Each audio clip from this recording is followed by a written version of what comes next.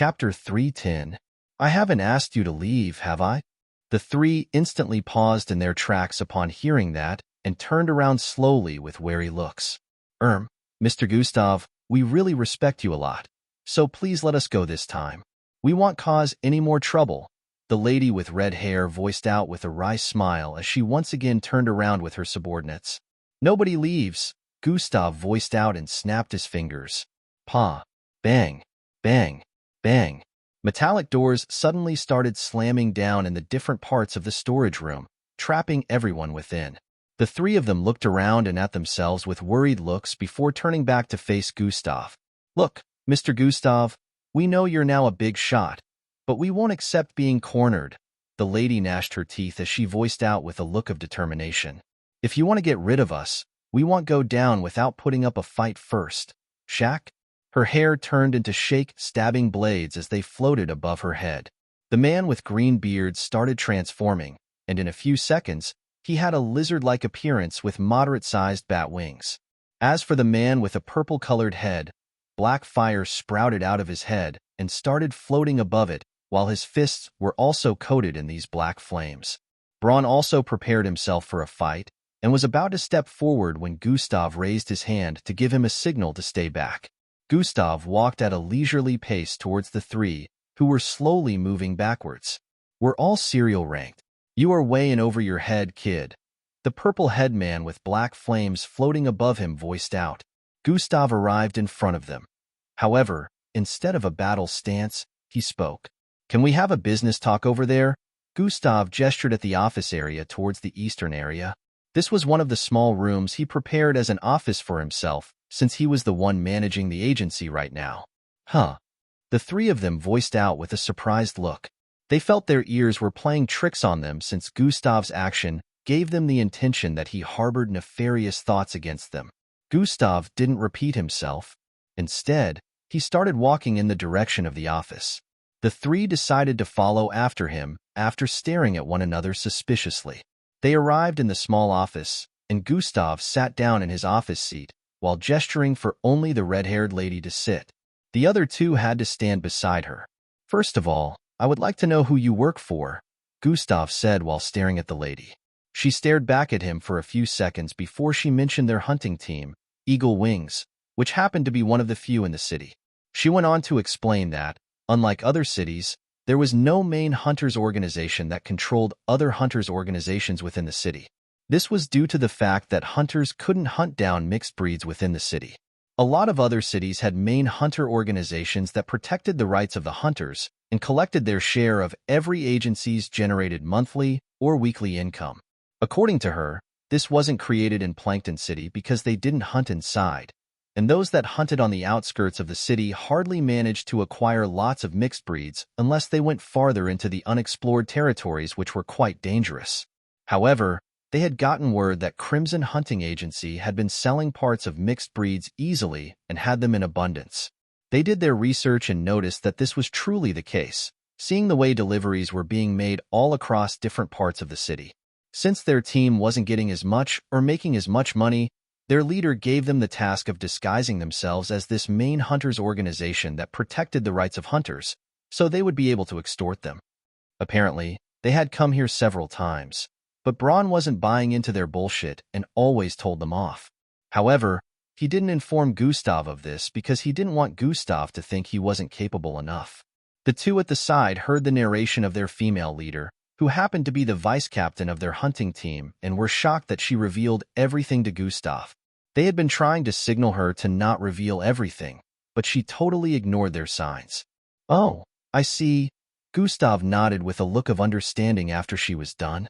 You seem like a sharp one, so I'll just get to the point, Gustav said before leaning back against his chair with a poker expression plastered on his face. I want to hire all three of you, Gustav stated. What? The two besides the lady voiced out with a look of disbelief. However, the red-haired lady wasn't so surprised. She knew Gustav wouldn't just call them over to his office for no good reason. It is exactly as you have heard. I want you three to be a part of the Crimson Hunters Agency. The two men still had looks of surprise on their faces as they heard that and were unable to give a response for a few moments. Join my hunting agency to receive better benefits than you used to in this what was it called again? The name of your team. Gustav asked. Eagle win. Before the purple-headed man could complete his statement, Gustav cut in. Nobody cares, he voiced out. The purple-headed man. The green-bearded man. Join me, Gustav added as he joined his palms together on the table and leaned his jaw on his raised fists. They stared at each other repeatedly while the red-haired lady smiled and stared back at Gustav. What proposal did you have in mind? She asked with a seductive smirk. Gustav returned the smirk before replying, What is your current income? Chapter 311. Sometime later in the afternoon, Gustav was headed for Gammy Dojo by himself. He happened to meet some people waiting for him by the entrance. Just like the ones who visited him the previous night, these ones also handed him invitation cubes. Gustav was quite surprised when he received invitation cubes from the entourage of 6 different family heads. Well, I kinda saw this coming, Gustav said internally as he stored them in his storage cube before heading up.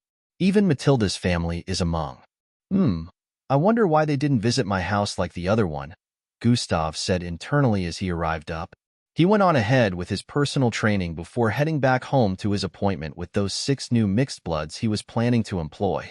Even though he had managed to win over the 3 that came to cause trouble in the storage room today, he still wanted more staff. He had decided he would let any new recruit be trained by the current staff in his absence. The 3 from Eagle Wings were already experienced, so having won them over, Gustav was feeling elated. The 6 he interviewed later were so shocked upon finding out that the agency owner was the #1 participant of the MBO. All in all, everything went well, and Gustav returned back home in the evening after he was done. He was planning a joint raid with Braun and Dirk next week before he left for the MBO camp. Since he was looking forward to breaking through to the serial rank before leaving for the MBO camp, Gustav happened to meet Angie in front of his apartment door as he arrived home.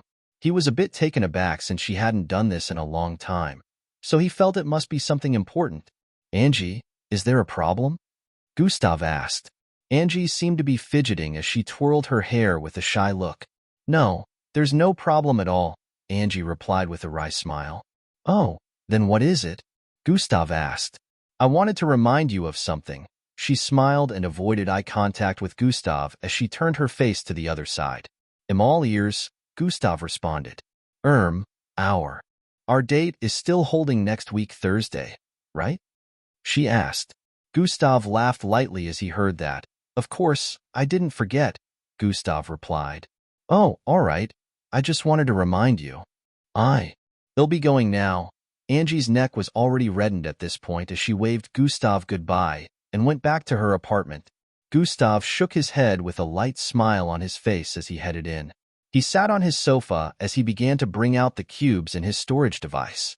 These weren't just invitation cubes from big families alone, but also from some organizations. Gustav had been approached repeatedly to become the endorser for products of different companies, but he had ignored all of them so far. He understood that he didn't like being in the limelight since it was making living uncomfortable for him. The recent event with his parents further boosted his popularity, and people discussed him everywhere he went now. The moment he was noticed in a public place, he became the topic of discussion, and it was becoming really uncomfortable for him. So he turned down these endorsement deals. Gustav began to activate the cubes one after the other. Just as he expected, these big families were having one celebration or the other. The celebrations were mostly under the guise of celebrating the youngster in their household that managed to make it into the MBO. Gustav was being invited to attend, so their offspring would be able to form connections with the most powerful MBO participant. Greetings from the Dom family. We will like for you to attend. Greetings from the Oyang family.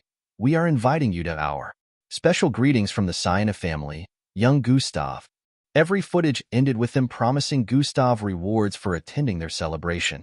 Clowns, Gustav said internally after he finished watching another one. Obviously, he couldn't attend all of them. He would have to choose some over others since he still had important things to do than spending all his time showing up at parties. Some of them happened to even be on the same day. He automatically canceled those that were holding next week Thursday due to his date with Angie. Gustav finally activated the last one, which happened to be from Matilda's household. The Koyan family is inviting you for my celebration, Gustav. Please make sure you show up. Instead of influential family members like the rest, Matilda was the one in this footage. It was as if the family knew that seeing Matilda in the footage as the one doing the invitation would actually affect Gustav's decision to attend. Fortunately, it happened to be holding the day before his date with Angie, so he had no problem with attending. The day came to an end, and Gustav arrived back in his home by midnight since he went out to hunt some mixed breeds and farm EXP. Gustav arrived in his room and once again pulled off his tattered clothes that got incinerated by the mixed breeds he battled today. You sure love to destroy clothes, don't you?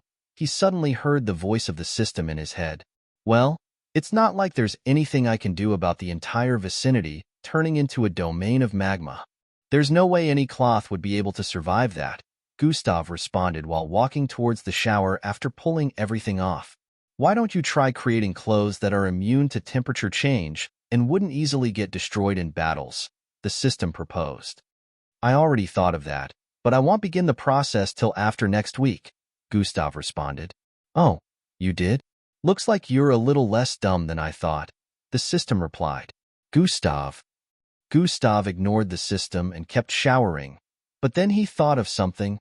Hey, don't tell me you can't see my... Gustav covered his privates as he thought of this.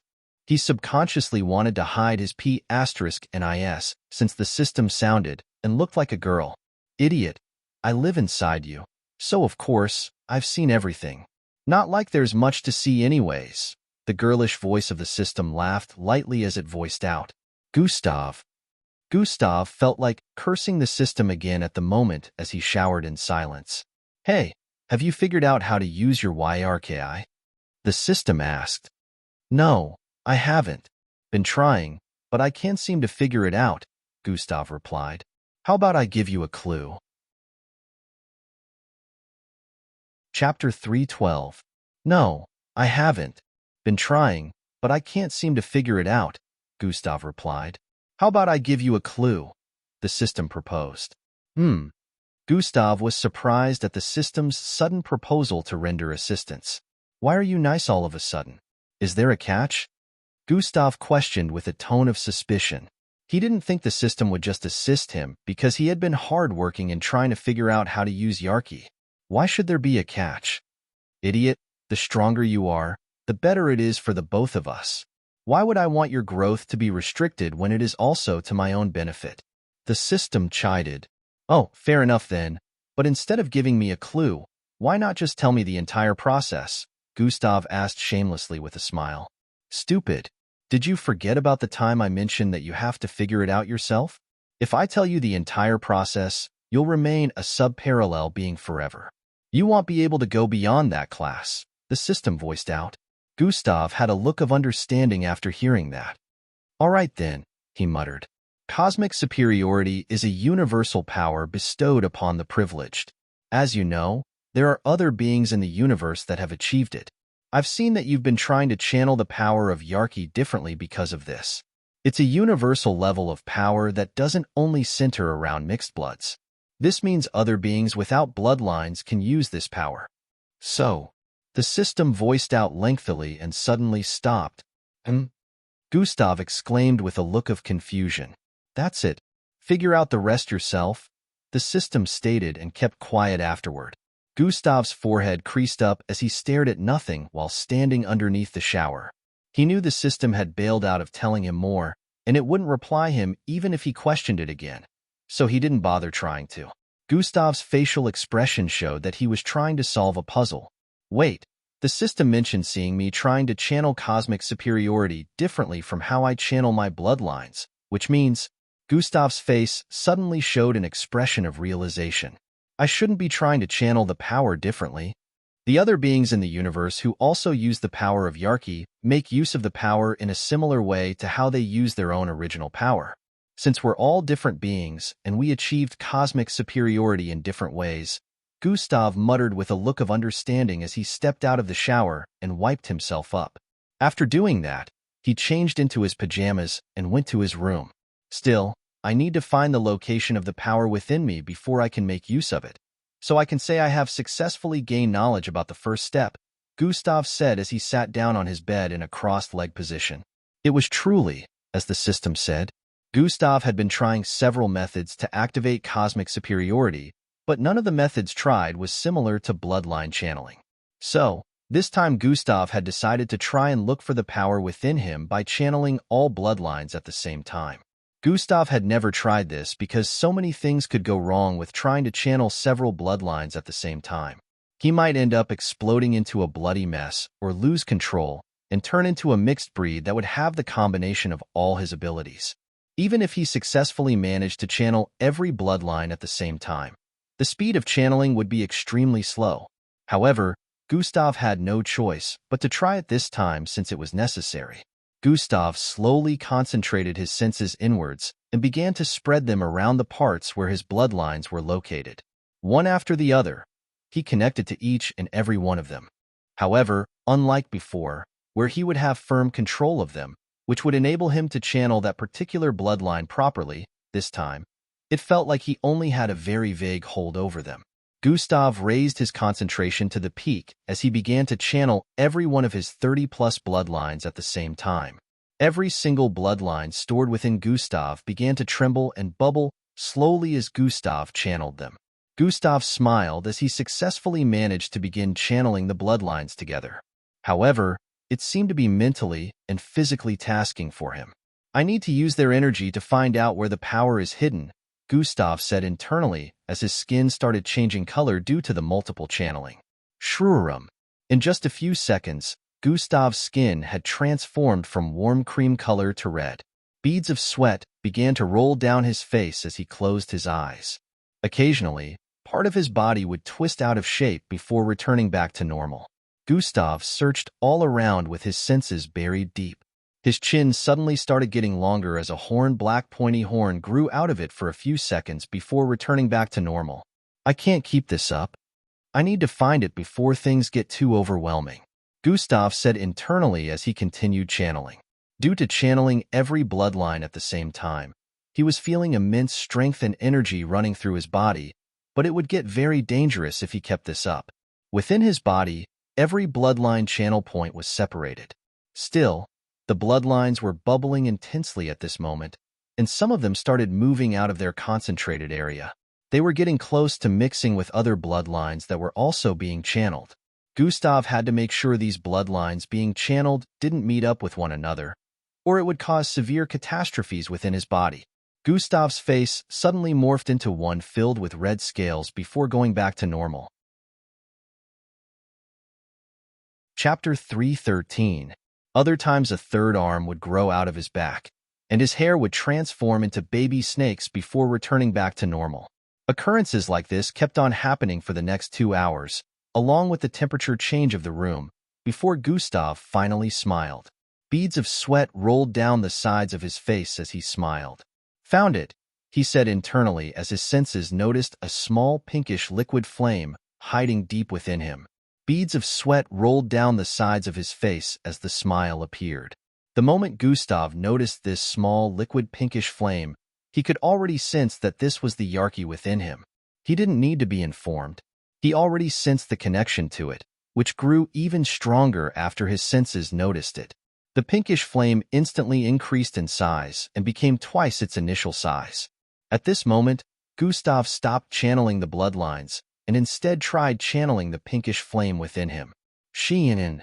A pink-like aura suddenly illuminated the entire room from his being. Shrurapam. The aura that extended from his body didn't stop after filing up the entire apartment.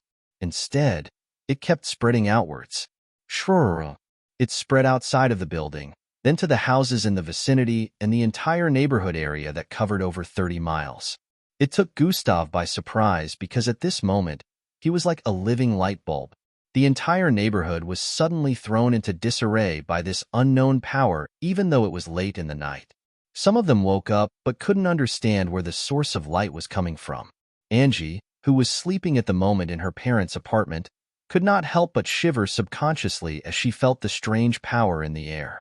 There were not a lot of mixed breeds in this neighborhood, but at the moment, the few of them felt chills within them even in their sleep. Gustav, who was the source of this disturbance, had no idea about the influence he was causing by unleashing this power.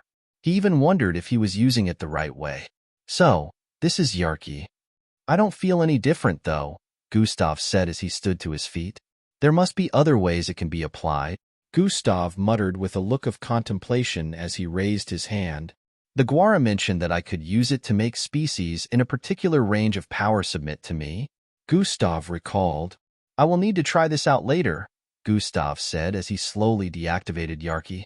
For some reason, he didn't get any system notification about it, so he guessed cosmic superiority wasn't controlled by the system, which made him wonder how the system was able to make him achieve it in the first place. I'll advise you to only use that in life-threatening situations. The system suddenly spoke. Want you congratulate me first? Gustav asked while raising one eyebrow. You're the first subparallel being in the universe to gain the power of Yarki without being able to activate it. Do you still think you deserve congratulations? The system asked with a childing tone. Gustav, what was I expecting? Why do you say I should only use it in life-threatening situations, though? Gustav asked. Although it doesn't run on energy from you or me, it can still run out of power if you overuse it. Your YRKI is still in its baby phase, so I can tell it doesn't have a lot of power. If you use it too much, you will run out of energy and have to wait for it to recharge for an entire day or more. So mind how you make use of it, the system explained. Gustav nodded in understanding as he heard this. He was glad Yarki didn't use his energy, but now he had to be careful not to use it up entirely, which meant that even when training, he had to train moderately. At this time, it was already past 3 in the morning, which meant Gustav would not be able to go to sleep since he had to do his daily routine. Gustav went back into the shower to take his bath and change his cloth before heading out once again. Just like that, another 2 days went by in a flash, and it was the weekend. Gustav had finalized the employment of the 3 who came looking for trouble the other day. The green-bearded man was known as Heike, the purple-headed man was known as Vibrant, and the red-haired lady was known as Fialorna. Gustav explained to them how he wanted their operations to be carried out with Braun and Dirk. The 3 newbies he employed were to be trained by these 5 since their job was to hunt, while the other 3 he employed were to handle the delivery process of mixed breeds' corpses. One was the new secretary, who would be stationed in the storage room at all times. Only a manager was missing now, and Gustav already had someone in mind for that. Gustav had already decided that he would be testing out the power of Yarki today within the border. He finished training with Miss Amy in the afternoon and immediately headed for the border. Gustav didn't need to stress like before to open a side of the border. His ability had been applied to a rectangular-shaped technological device that instantly opened a hole within the border for easy access. Braun and Dirk were the only ones Gustav entrusted with this device, since people were not permitted entry into the border except him. Gustav arrived inside in a few seconds and was already journeying through the forest of trees. He was headed back towards the area where he found that massive serpentine mixed breed that nearly consumed him if not for the red shadow. Or should I just try it out with the weaker ones first? Gustav immediately discarded that thought. I need to know where the limits lie first, Gustav said internally as he leaped upwards and landed on the last tree, situated in front of the plain area without any vegetation. Chapter 314. I need to know where the limits lie first, Gustav said internally as he leaped upwards and landed on the last tree, situated in front of the plain area without any vegetation. He observed this familiar area once again. Stones piled up together in different spots around this area could be seen. I'm way faster than I was a month ago, so I should barely be able to escape it if this doesn't work, Gustav thought as he squatted on a tree branch that was as thick as an arm. He raised his hand and grabbed a branch above, before using it to swing himself upwards. Swan. Gustav spun in midair repeatedly as his body ascended to a branch close to the top of the same tree. He repeated the same action again and found himself at the top of the tree, where he could see the outline of the environment in front from a height of 120 meters. Gustav was thinking about the best possible way to draw the attention of the serpentine mixed breed without having to walk on top of its body. Gustav had learned his lesson the last time. Seeing as the piled-up stones were still in many different spots around there, he knew the serpentine mixed breed was very much alive underneath the ground. After all, the red shadow didn't fight the creature. He only saved Gustav from it. You do know that there's a high possibility that this won't work, especially when the difference in strength is too significant. The system warned Gustav before he ventured into the domain of danger. Gustav paused his thoughts and decided to ask something. What level is that serpentine mixed breed? Level 36, the system answered bluntly. Gustav's eyes widened slightly as he heard that. 36? He muttered with a disbelieving expression. He had expected it to be around level 20. So hearing 36 gave him a surprise because comparing that to the power level of a mixed blood was somewhere around Gilbert or Marshall rank. Although that was nothing compared to the Red Shadow or Miss Amy's strength, Gustav would find himself at the door of death if he tried battling a creature on this level. He knew all these since he had experienced it firsthand. Now he understood why he was unable to go against the serpentine mixed breed the last time, and even with the creature's massive size, he was unable to outrun it. Gustav was starting to doubt he could outrun it now because he felt the creature might not have displayed its full speed. He decided to revise his plan and make a new one just in case things went south when he uses Yarki against the creature. The creature practically lives underground, so the hole won't work. Cognitive concealment could work, but then I need to get out of its range of detection the moment things go south, Gustav said internally as he prepared to distance himself immediately. He triggered the appearance of the creature. Gustav's head transformed into that of the Savrinia serpent mixed breed, turning black with scales all over and black long ram horns along with purplish eyes. Gustav opened his mouth as a purplish beam started gathering in front of his wide-open mouth. The beam was aimed towards one of the piled-up stones hundreds of feet towards the northeast. At the same time, Gustav also activated gravitational energy container, and some of those orbs filled with energy floated around him. They were about 60 in number, and they crowded a radius of 100 feet around Gustav, who was standing at the top of one of the tallest trees in the area. It was like glowing light bulbs. Red and blue were floating around him. The pressure building around him, due to the immense energy he was building, caused the trees in the vicinity to sway. Winds blew across the place. The orbs surrounding Gustav suddenly disappeared as he shot out the purplish beam that had finished building up. Trum! Bang! It slammed into the pile of stones it was aimed at. However, only a little bit of it was blasted apart. The pile of stones that were about 3 feet tall was now about 2 feet due to the blast. Gustav's attack carried a lot of power, but this was the only effect it could cause. However, cracks could be seen around the pile of stones, along with a small crater due to the attack. Gustav had already turned around and leaped forward the moment the attack connected. Gustav landed on another tree hundreds of feet behind, but he still kept leaping with incredible speed. Cracks started appearing all over the partially plain ground in front. The cracks spread across 3 miles as the ground started elevating. Bang! A loud hissing sound, similar to an engine's, reverberated across the place as a massive creature shot out of the ground. Its skin was gray in color with weird but massive-looking scales, along with the pile of stones protruding out of different spots on its body. Its mouth was in between, and its 2 massive eyeballs were adjacent to each other. It was so large that the combination of the 10 tallest trees in the vicinity wouldn't be comparable to its size. Its body raised up as it stood on its tail and stared at the forest area with its eyes. Unfortunately, or fortunately, it couldn't see anyone in the forest area. Gustav had already distanced himself more than 7,000 feet away from the creature, and at the moment, he hid within a tree with lots of branches. He activated cognitive concealment, which hid his presence. However, the serpentine mixed breed could still sense the direction from which the attack came. SSHHHSSHHH. GRRHH. GRHH. The creature started moving towards Gustav's direction blindly, causing trees to be uprooted in the process as its body cleared a path forward for it. Green fumes oozed out of the pile of stone-like things on its body as it moved. It already covered the area where the creature came out of the ground. These fumes were the same that caused Gustav to be paralyzed before, so he became quite wary as he noticed it. Chapter 315. The place where it nearly ate Gustav up the last time was still void of trees and vegetation due to its massive body clearing trees up like they were little sticks. Gustav stayed in his current position as he sent his senses into himself to channel the power of Yarki. The serpentine mixed breed was still moving forward blindly, trashing the trees around, when a pinkish light glow suddenly spread out from a few meters ahead. Shwoosh!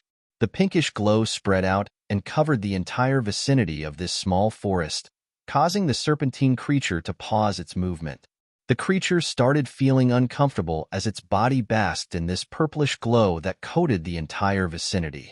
At this point, Gustav was very visible due to the massive energy radiating from its being. The creature recognized Gustav, but unlike the last time, it could sense danger coming from him. It stared at Gustav in confusion for a few seconds. Gustav, knowing that he was visible, stood up and leaped to the top of the tree with outstretched hands. His eyes were completely glowing pink at the moment as the aura oozing out of his being was still as strong as ever. The serpentine mixed-breed face cranked up as it stared at Gustav with an expression of discomfort due to seeing the majestic look around him. Shroom! Having had enough, its massive head suddenly descended downwards towards Gustav's direction. Submit! Gustav voiced out with his outstretched hand pointed in the creature's direction. The creature suddenly felt a kind of inexplicable force running through its entire body. Bam! Its body refused to listen to its command and suddenly slammed to the ground in front of Gustav. Its head was as big as the tree Gustav was standing on, so Gustav could see the eyes of the creature right in front of it. It was as if the creature was bowing down to him. It worked? Gustav said internally with a look of elation as he stared at the creature. The creature had unwillingness in its eyes as it struggled to fight over the strange force. However, a certain kind of fear was creeping into its mind as it stared at Gustav's glowing eyes.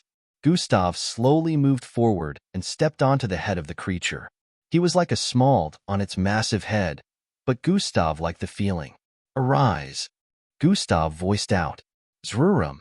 The serpentine creature rose up with Gustav on top of it. They ascended over 3,000 feet in the air due to its massive size, and Gustav stared at the forest in front. Gustav smiled as he willed for the serpentine creature to move forward, and it did. So, this is what getting others to submit to your will feels like. Gustav muttered as the creature moved forward with speed, causing winds to blow his hair backward. Hey idiot, aren't you noticing something? The system suddenly voiced out, bringing Gustav out of his merry thoughts. What is it? Gustav asked. Look around you, she voiced out. Huh. Gustav did as he was told and looked around. At first, he didn't notice anything, but in the next second, his eyes widened. The range his Yarki covered was shrinking rapidly. It covered the entire forest area around them before, but now it was only covering about 1/3 of the forest area and still shrinking. What's happening?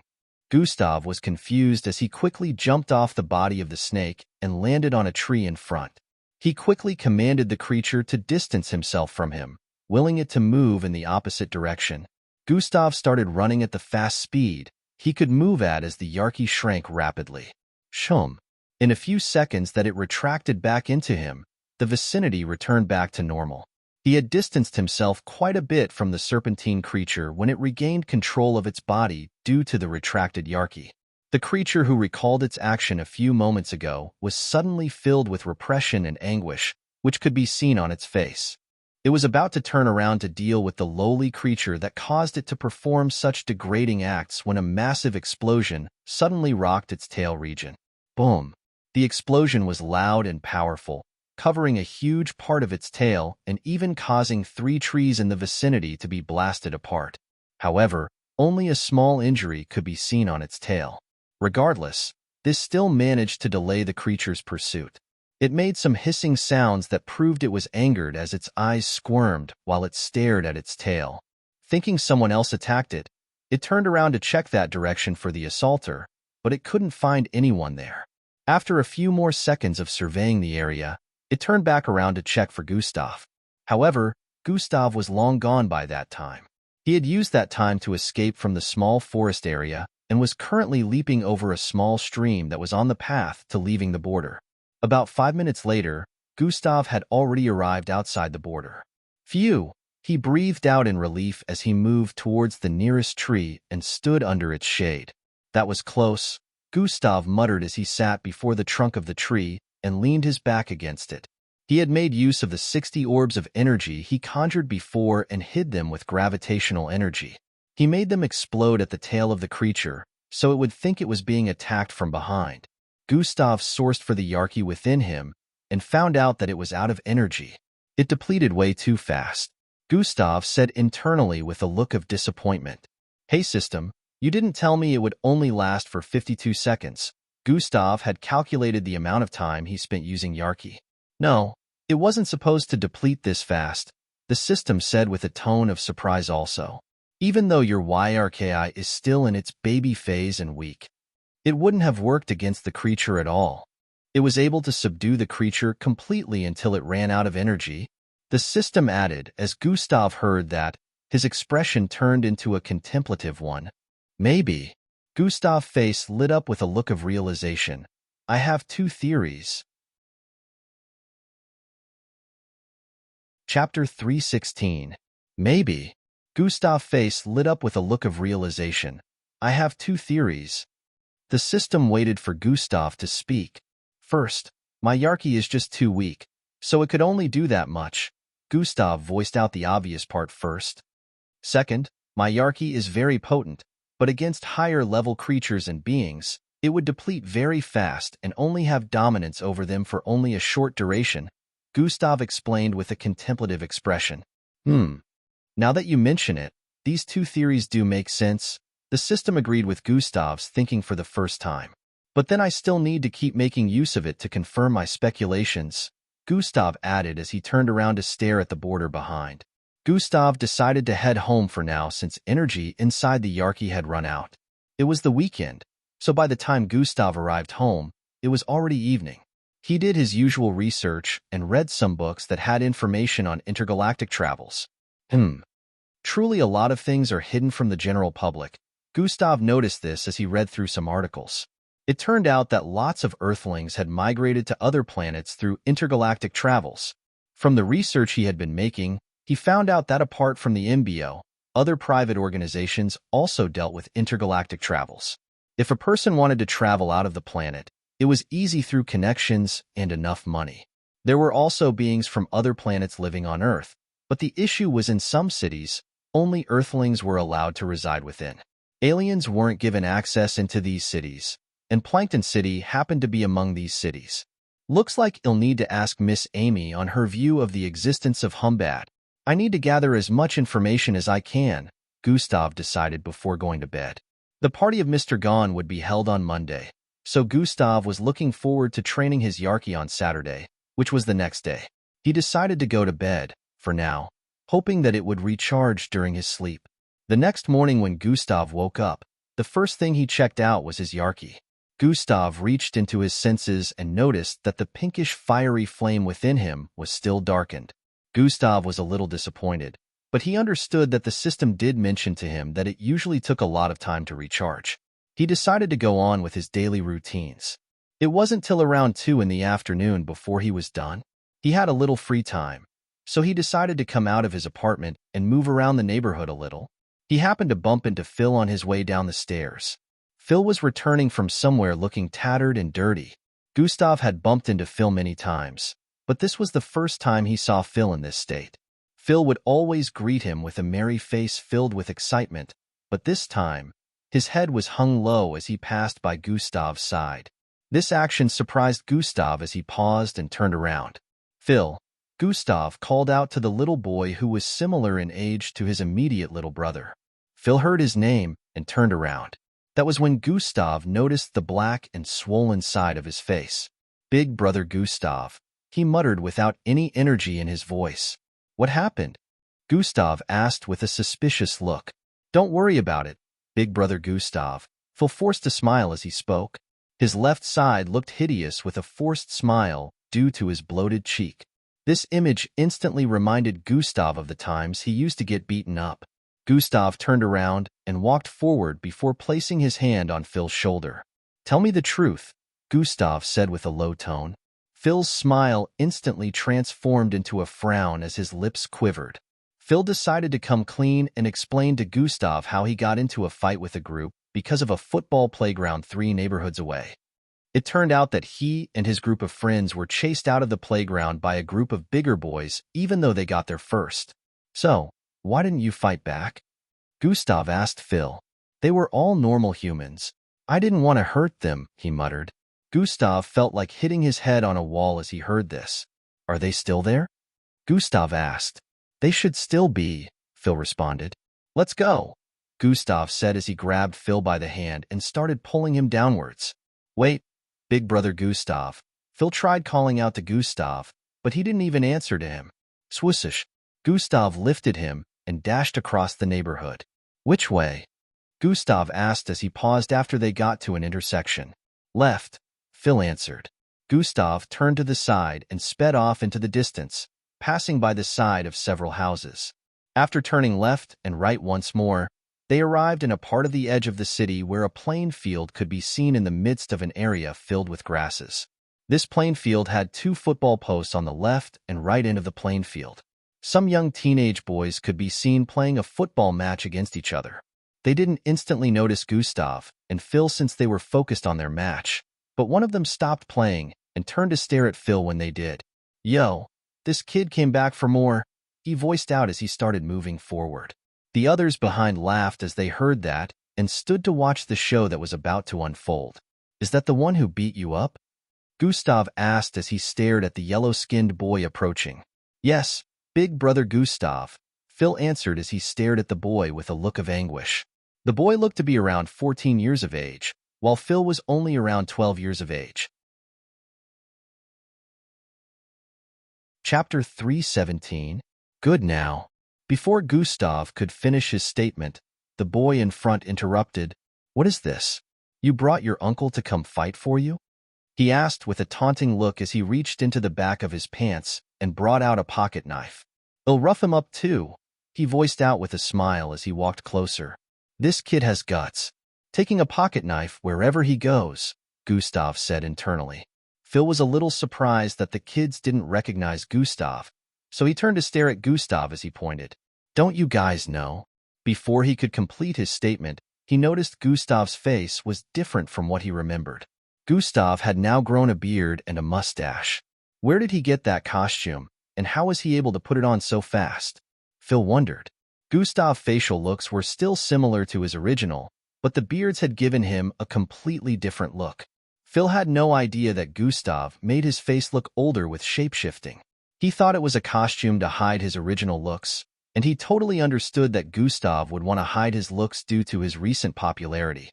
That knife looks cute and all, but you better put that away before you hurt yourself, Gustav stated while rolling his eyes. Shut up, Grandpa. Don't pretend like you're not scared, the boy voiced out as he moved closer. Gustav chuckled as he heard that, but he wasn't bothered since this was just a kid speaking. Even if he was to get stabbed with a laser pocket knife, it wouldn't penetrate his body, not to talk of an ordinary pocket knife.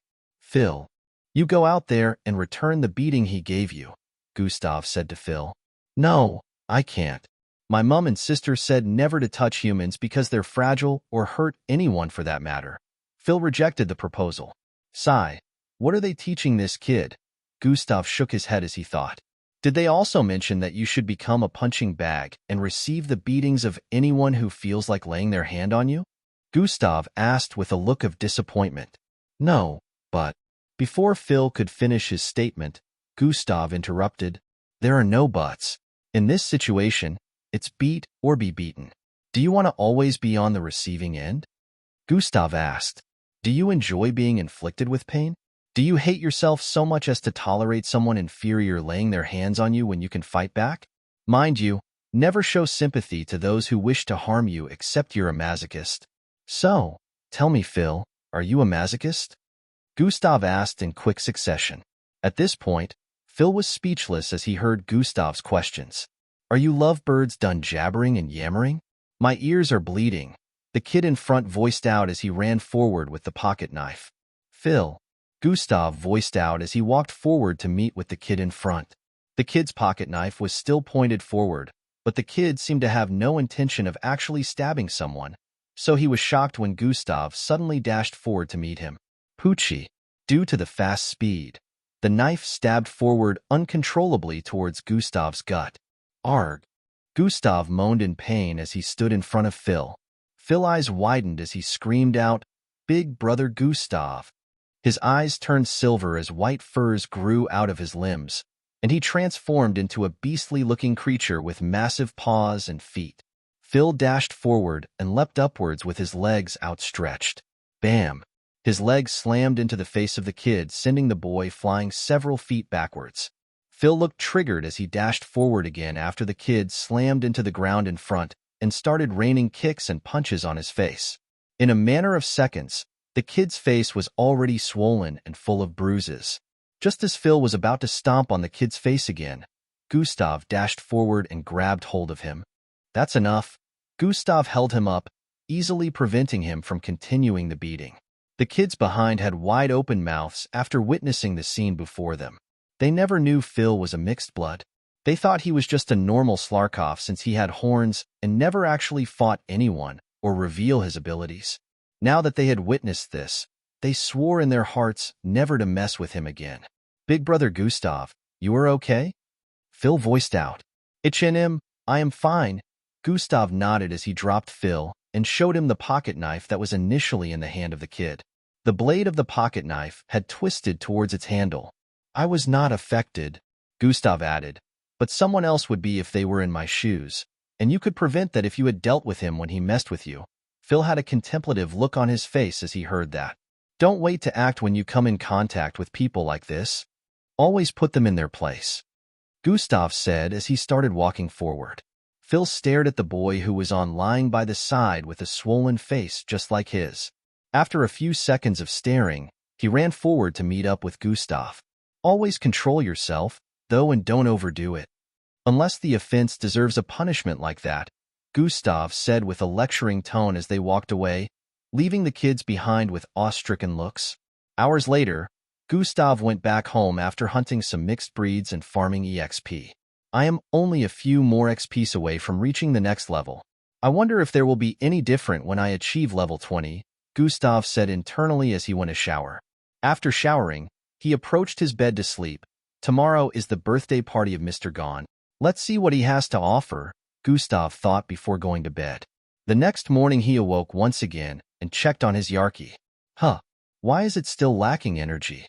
Gustav voiced out with a look of dissatisfaction as he noticed his Yarki was still dark and void of energy. "Hey, system. How long till it recharges?" Gustav decided to ask the system since he couldn't understand why it had not even received an ounce of energy even after 2 days. Beings in the universe who have achieved cosmic superiority don't ever let their Yarki completely run out of energy because it's always hard to get it charged again, the system stated. "So, what do I do?" Gustav asked. Chapter 318. Beings in the universe who have achieved cosmic superiority don't ever let their Yarki completely run out of energy because it's always hard to get it charged again, the system stated. "So, what do I do?" Gustav asked. "The thing is, your YRKI isn't trying to recharge. It has a kind of consciousness that you have to connect to and make your intentions known to it," the system explained. "Oh, so it has to be like the first time I connected to it." Gustav held his chin as he muttered. "Although I have to warn you to be prepared. If your Yarki is truly like you speculated, prepare to be drained of energy. Since you made it run out of energy completely, it will need a buttload of energy from your immune system to jumpstart itself," the system added.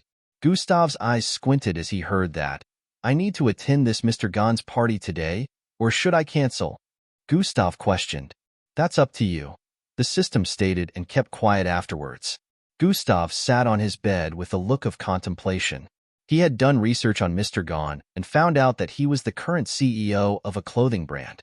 Gustav already thought of how he would make use of this man, but without going to his party, that would be impossible.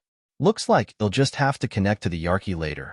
I don't want to risk losing all my energy and becoming unable to defend myself just in case something happens," Gustav decided as he stood up to go do his daily routine. Then a luxurious-looking living room that was similar to a large hall. A man sat in the dining area with exotic foods of different kinds on the massive dining table. Two ladies in maid outfits stood by his side, while another one was pouring wine into his glass cup as he ate. Ahead, a teenage boy and girl with similar facial features sat. They were also being served by some maids as they ate. The man had triangular-shaped blue hair with a 7-inch goatee, while the teenage boy sitting in front only had the same triangular-shaped hair. However, his face was way younger, more handsome, and he didn't have a goatee. The girl, on the other hand, almost didn't bear any resemblance to the both of them. She had white shoulder-length hair with specks of blue and a very cute but snobbish-looking expression. Her eyes were slanted but large with a pointed nose and long chin. The dining area alone was similar to the size of a large living room. Chandeliers made of exotic-looking glowing green diamonds hung from the ceiling. The entire place sparkled due to the designs everywhere. The vicinity gave off a serene vibe filled with extravagance and beauty. Every random item, design, art, or carvings in this place was extremely expensive and would be enough to pay for an entire house. The number of workers stationed around the living and dining area was around 12 in number, but even with that, the place wasn't crowded in the slightest due to its large size. A massive man in a black business suit came in from the entrance and started walking towards the dining area. The other workers stationed around bowed their heads slightly in respect as they noticed him. He was almost 8 feet tall, and every step he took echoed in the vicinity. He had round eyes with an oblong-looking face and buzz-cut black hair. He arrived before the dining area and announced his arrival. "Master Gon, your loyal servant Muero has something to report," he voiced out. The man eating gestured for him to approach the dining area. "Young Miss Vera, young Master Damien." The gigantic man known as Muero greeted the teenage boy and girl sitting on the other end. Both of them ignored him and continued with their meal. "So, what is it?" the man referred to as Master Gon asked. "We have gotten feedback from the kid, Gustav," he stated. The girl, who was initially eating without a look of interest, suddenly raised her head and stared in the direction of Master Gon and Muero. Her eyes lit up with interest as she listened to their conversation along with the other boy. "He said he'll be attending," Muero added. "Oh, wonderful." Master Gon smiled as he heard that. "I thought he decided not to attend since we didn't get a reply. This is truly wonderful. Those idiots that said I couldn't get him to come will truly be shamed now." Master Gon's smile broadened even more as he said, "I told you, Master Gon, he won't be." Before Muero could complete his sentence, Master Gon interrupted. "I told you not to use normal logic for that kid. He's different," Master Gon voiced out. Muero is an idiot. If you had witnessed his prowess personally, you wouldn't label him as an ordinary-minded person," the girl known as Vera suddenly voiced out. The boy opposite her, known as Damien, nodded in agreement with what she said. Muero was unable to say anything and felt awkward even more than he did before. Vera suddenly stood up. "I'm done. I can't eat anymore," she said as she pushed the chair backwards and started walking out of the dining area. All right, dear. Just make sure you lay off training. For now, you should still continue resting," Master Gon voiced out as the girl walked away. She didn't reply and just kept moving. When she got to the corridor, her legs wobbled as she swayed towards the side and leaned her left shoulder against the wall. She placed her hand on her chest as her breathing became hurried, and her face became flushed. "He's coming," she muttered underneath her breath with a look of excitement. Hours later, it was already daybreak, and Gustav was done with all his routines. He had even gone to check out their storage room to store some of the mixed breeds he hunted the day before. Chapter 319. Apparently, the party was going to begin around 2 in the afternoon, so he still had about 4 hours to do whatever he wanted to. He decided to spend this time channeling his bloodline even more. He decided not to try connecting to the Yarki till he was out of the party. "Well," he said, "if I can attend, I get to ask for whatever I want. They'll just show up for a short duration," Gustav said internally as he closed his eyes to start channeling his bloodline. Some hours later, Gustav opened his eyes when he sensed someone approaching his door. He stood to his feet and walked towards the living room. Calm. The person knocked twice as they arrived in front of his door. Who's there? Gustav asked. I here to see you, Gustav. The person responded from the other end. Gustav found this voice to be a little familiar, and from his perception, he could make out the physique of the person to be a male in a suit. SSHHH. He gestured for the door to open and stared at the person on the other end. Gustav's eyes widened slightly as he stared at the person who was knocking. This person had brown hair, slanted cold-looking eyes, and was wearing a blue business suit. The atmosphere turned intense as he stared into Gustav's eyes like he was staring into his soul. So, we finally meet. Gustav, the known man voiced out as he walked forward. I will let myself in, he said with a light chuckle as he walked into Gustav's apartment. Hung Jo's elder brother. Young Joe? Gustav turned around as he stared at the back of the man who had just walked into his apartment. What is he doing here? Gustav wondered. Young Joe sat on the sofa in front, crossed his leg with gracefulness and stared at Gustav, who was still standing at the door with a dumbfounded expression. What do you want? Gustav asked while squinting his eyes with a look of suspicion. No need to be alarmed. I only came here to talk. Be a good host and get me a cup of tea, young Joe stated. Gustav took 2 steps forward and stared at young Joe with a wary look, trying to read him. Is there a need for you to be alarmed? Or maybe you have something to hide from the brother of your former classmate? Young Joe voiced out playfully when he noticed Gustav was still standing there.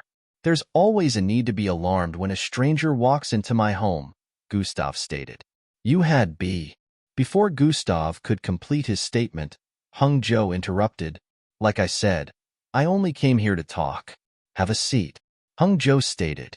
Gustav still had a suspicious look, but then he could tell that Hung Joe didn't come here with nefarious intentions, so he walked forward and took a seat opposite Hung Joe. Gustav was still on guard, but he appeared to look fine and unbothered after taking his seat. Gustav stylishly tapped a button behind his left ear and asked, So what did you want to talk about? 1 hour later, Gustav came out of the apartment looking extremely handsome in a nice long red suit and white inner t-shirt, along with a tie and black trousers. He was like a whole package with the way he was dressed. His hair was looking extra smoother, along with his golden-colored irises. Gustav walked gracefully towards the stairways with his long coat swimming behind him like a cape. A limo-like hovercar was waiting for him downstairs. He happened to bump into Phil on his way down, who had a look of astonishment on his face. He greeted Gustav with excitement and asked about the occasion while following after Gustav. Gustav chatted with him a little till they got downstairs. Wait till big sis Angie sees you this way. I wonder what her reaction would be, Phil shouted out as he started running back up the stairs. Gustav wanted to tell him not to bother because he was already late and wouldn't be able to wait, but the boy had already sped off. The 2 men in a suit standing in front of the vehicle bowed slightly as they greeted Gustav. The door of the vehicle opened up in front of Gustav, and he moved in. Swidgei. In a few seconds, they sped off into the distance. And moments later, they left Angie, and Phil arrived downstairs. Didn't you say he was here? Angie said as she pulled Phil by the ear. Stop trying to prank big sister, Angie said as she turned around with a disappointed look. No, I swear he was here, Phil said as he looked around, wanting to call anyone in the vicinity to bear him witness. However, those who were gathered here when they saw the luxurious-looking vehicle had gone back to minding their businesses after Gustav left. I have been giving him space since we got back, so I won't disturb his training. Maybe I should just listen to Glade's advice and become more assertive, Angie thought as she climbed the steps with a slightly frustrated expression on her face. Several minutes later, Gustav arrived at a part of the city that was kind of isolated. It was built to look like a mini-estate, with several houses that were well secured with lots of security operatives stationed at the entry points. Other luxurious vehicles were also moving into the entry point. They were scanned by blue light before they were given access. In no time, the vehicle Gustav was being transported in was also given access. This place was large enough to have roads like outside that led to different places. Lots of well-trimmed, beautiful flowers could be seen around. However, among all the buildings, a large castle-like building stood out in the midst. This was where everyone was heading to. Luxurious hover cars parked by in rows and columns ahead could be seen. There were more than 100 of them, which proved just how many guests would be attending the event. Gustav came out of his vehicle the moment it parked and started moving towards the entry point of the large house. Chapter 320. Gustav came out of his vehicle the moment it parked and started moving towards the entry point of the large house. Other people were also seen in the vicinity with luxurious-looking outfits moving into the castle-like green and gold-colored building. Large, muscular-looking men in tight combat bodysuits could be seen standing at the entrance, confirming the invitation of every guest before giving them access. Gustav was being followed on both sides by the men who had brought him here. When they arrived at the entrance, they were immediately given access the moment the guards noticed these men. Chatter, chatter, chatter. Sounds of conversations could be heard all around the place as the guests who were familiar with themselves greeted one another. Gustav wasn't surprised by the turnout of rich people to the party because Mr. Gon happened to be among the top 5 richest men in the city. He, of course, headed a big family known as the Aaron family, which was also one of the top families in the city. Among them all, he was the youngest head of a family in the city. However, today was his 70th birthday. Some of the guests recognized Gustav as he walked in, but some did not because not only did he look different in person due to the stressful test, he also looked extremely sophisticated. Gustav arrived at the main living room, which was like a large hall. He could see people numbering in the hundreds gathered in the well-designed and beautiful seating area. Even though the number of people here today was over 100, the main living didn't look crowded at all due to the size. Even after observing the faces of many of the guests, Gustav couldn't find a single one of them dressed brashly. His get-up today wasn't his doing. Mr. Gon had arranged his clothing. If it wasn't due to that, he would have dressed in a casual outfit. Gustav could see the high table, which was opposite the sitting area. Everyone in the normal sitting area was facing the people sitting in the high table area. At the moment, they were watching a group of young maidens in purple and pink outfits perform a musical choreography. They danced gracefully, moving like swans and attracting the attention of the guests. Light music filled and melodies filled the room, adding even more beauty to these ladies' moves. Gustav moved towards the eastern side and sat somewhere in the middle that wasn't preoccupied. The men walking by his side earlier went to different spots to stand while one of them went up to the podium area where the high table was positioned. On the high table area, aside from Mr. Gon, who was dressed in royal blue robes along with his spiky hair and cool party glasses, the rest were 3 middle-aged-looking men and 1 woman. These 4 looked extremely haughty with fierce eyes. It was obvious that they were not ordinary people. From time to time, they would occasionally share conversations, and the others in front would be unable to hear due to the distance. Not only old people attended Mr. Gon's birthday party. Some youngsters who were offsprings of prominent families also attended. From the moment Gustav walked in, most of them noticed him and couldn't just stop staring at him.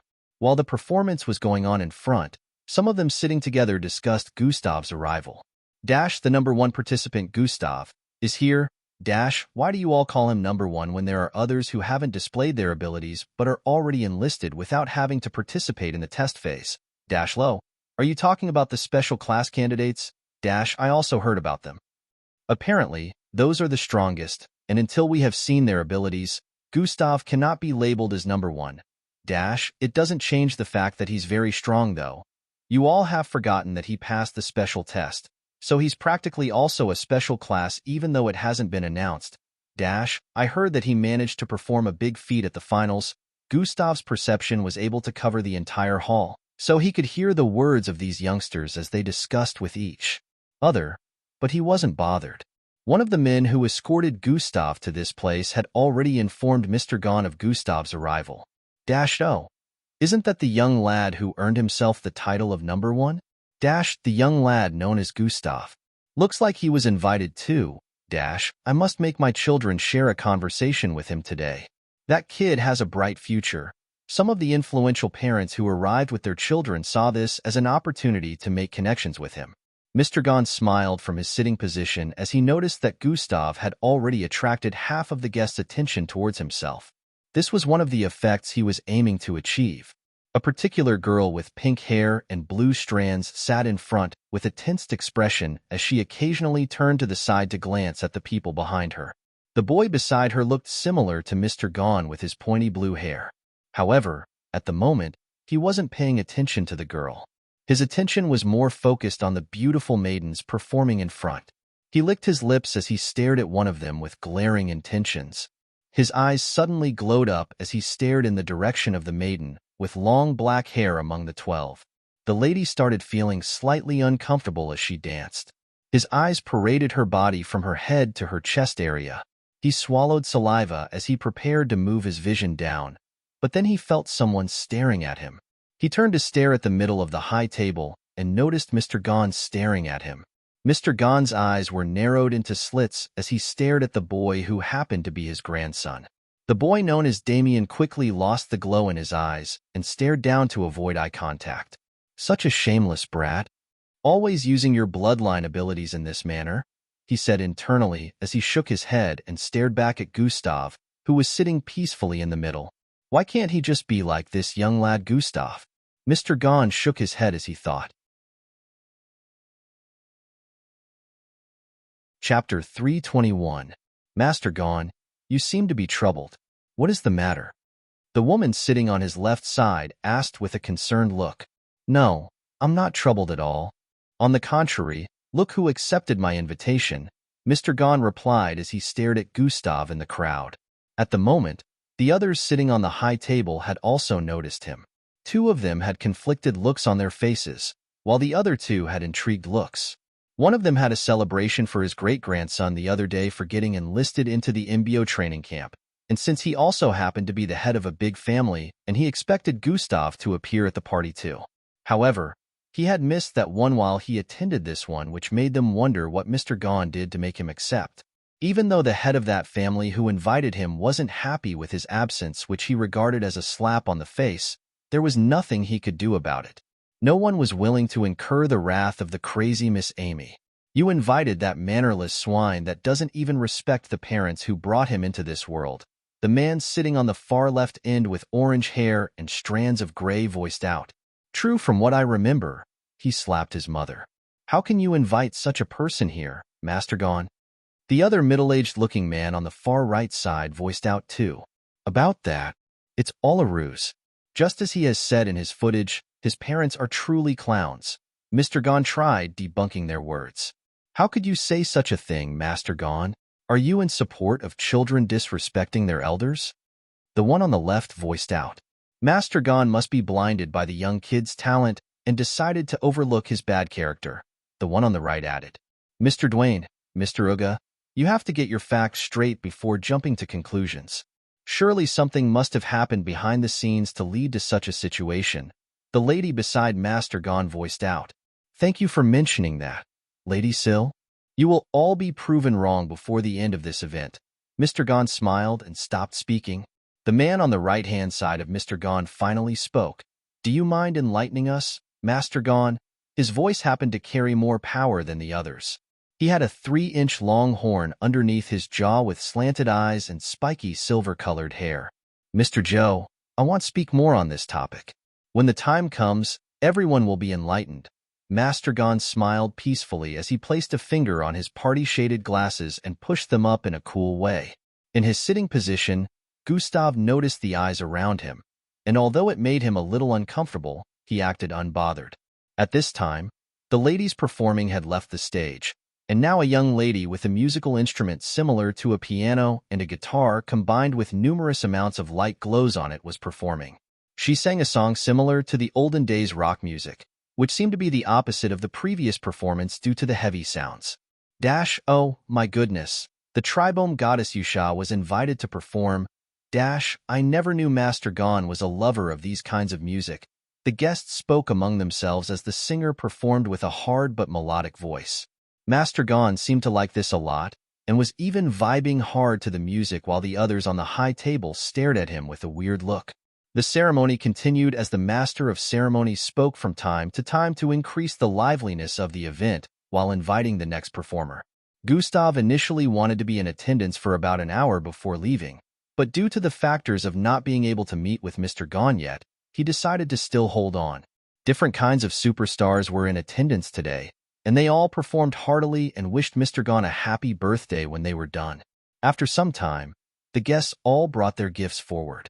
The Muln family congratulates Master Gon on his 70th birthday. We hope these dragon eggs will bring you good fortune. The crowd had astonished looks as they heard that. The rare dragon eggs that when hatched a rare mineral is found within which is able to strengthen cells by 3 times. Those who were knowledgeable recognized these massive eggs that were the size of a human with yellowish furs on their surfaces. The Koyun family congratulates Master Gon on his 70th birthday. We wish you long life and hope this ancient ornament is to your liking. The representatives of each big family went forward to present their gifts one after the other. After another hour went by, it was time to cut the birthday cake. It was brought to the front of the stage, and Master Gon had to come out while also inviting his grandkids to come and join him along with some family members in attendance. The girl with pink hair and blue strands named Vera was finally able to stare at the crowd when she moved to the front to take a picture with her grandfather. Her eyes immediately locked on Gustav's position, and her heart started racing. Gustav noticed someone glaring at him intensely and decided to look up to stare at the person. Although he knew people had been taking glances at him occasionally, this particular glare was just too intense for him to overlook. Who is she? Gustav wondered as he locked eyes on the girl standing on the left side of Master Gon on the stage. Oh, my goodness. He just stared here.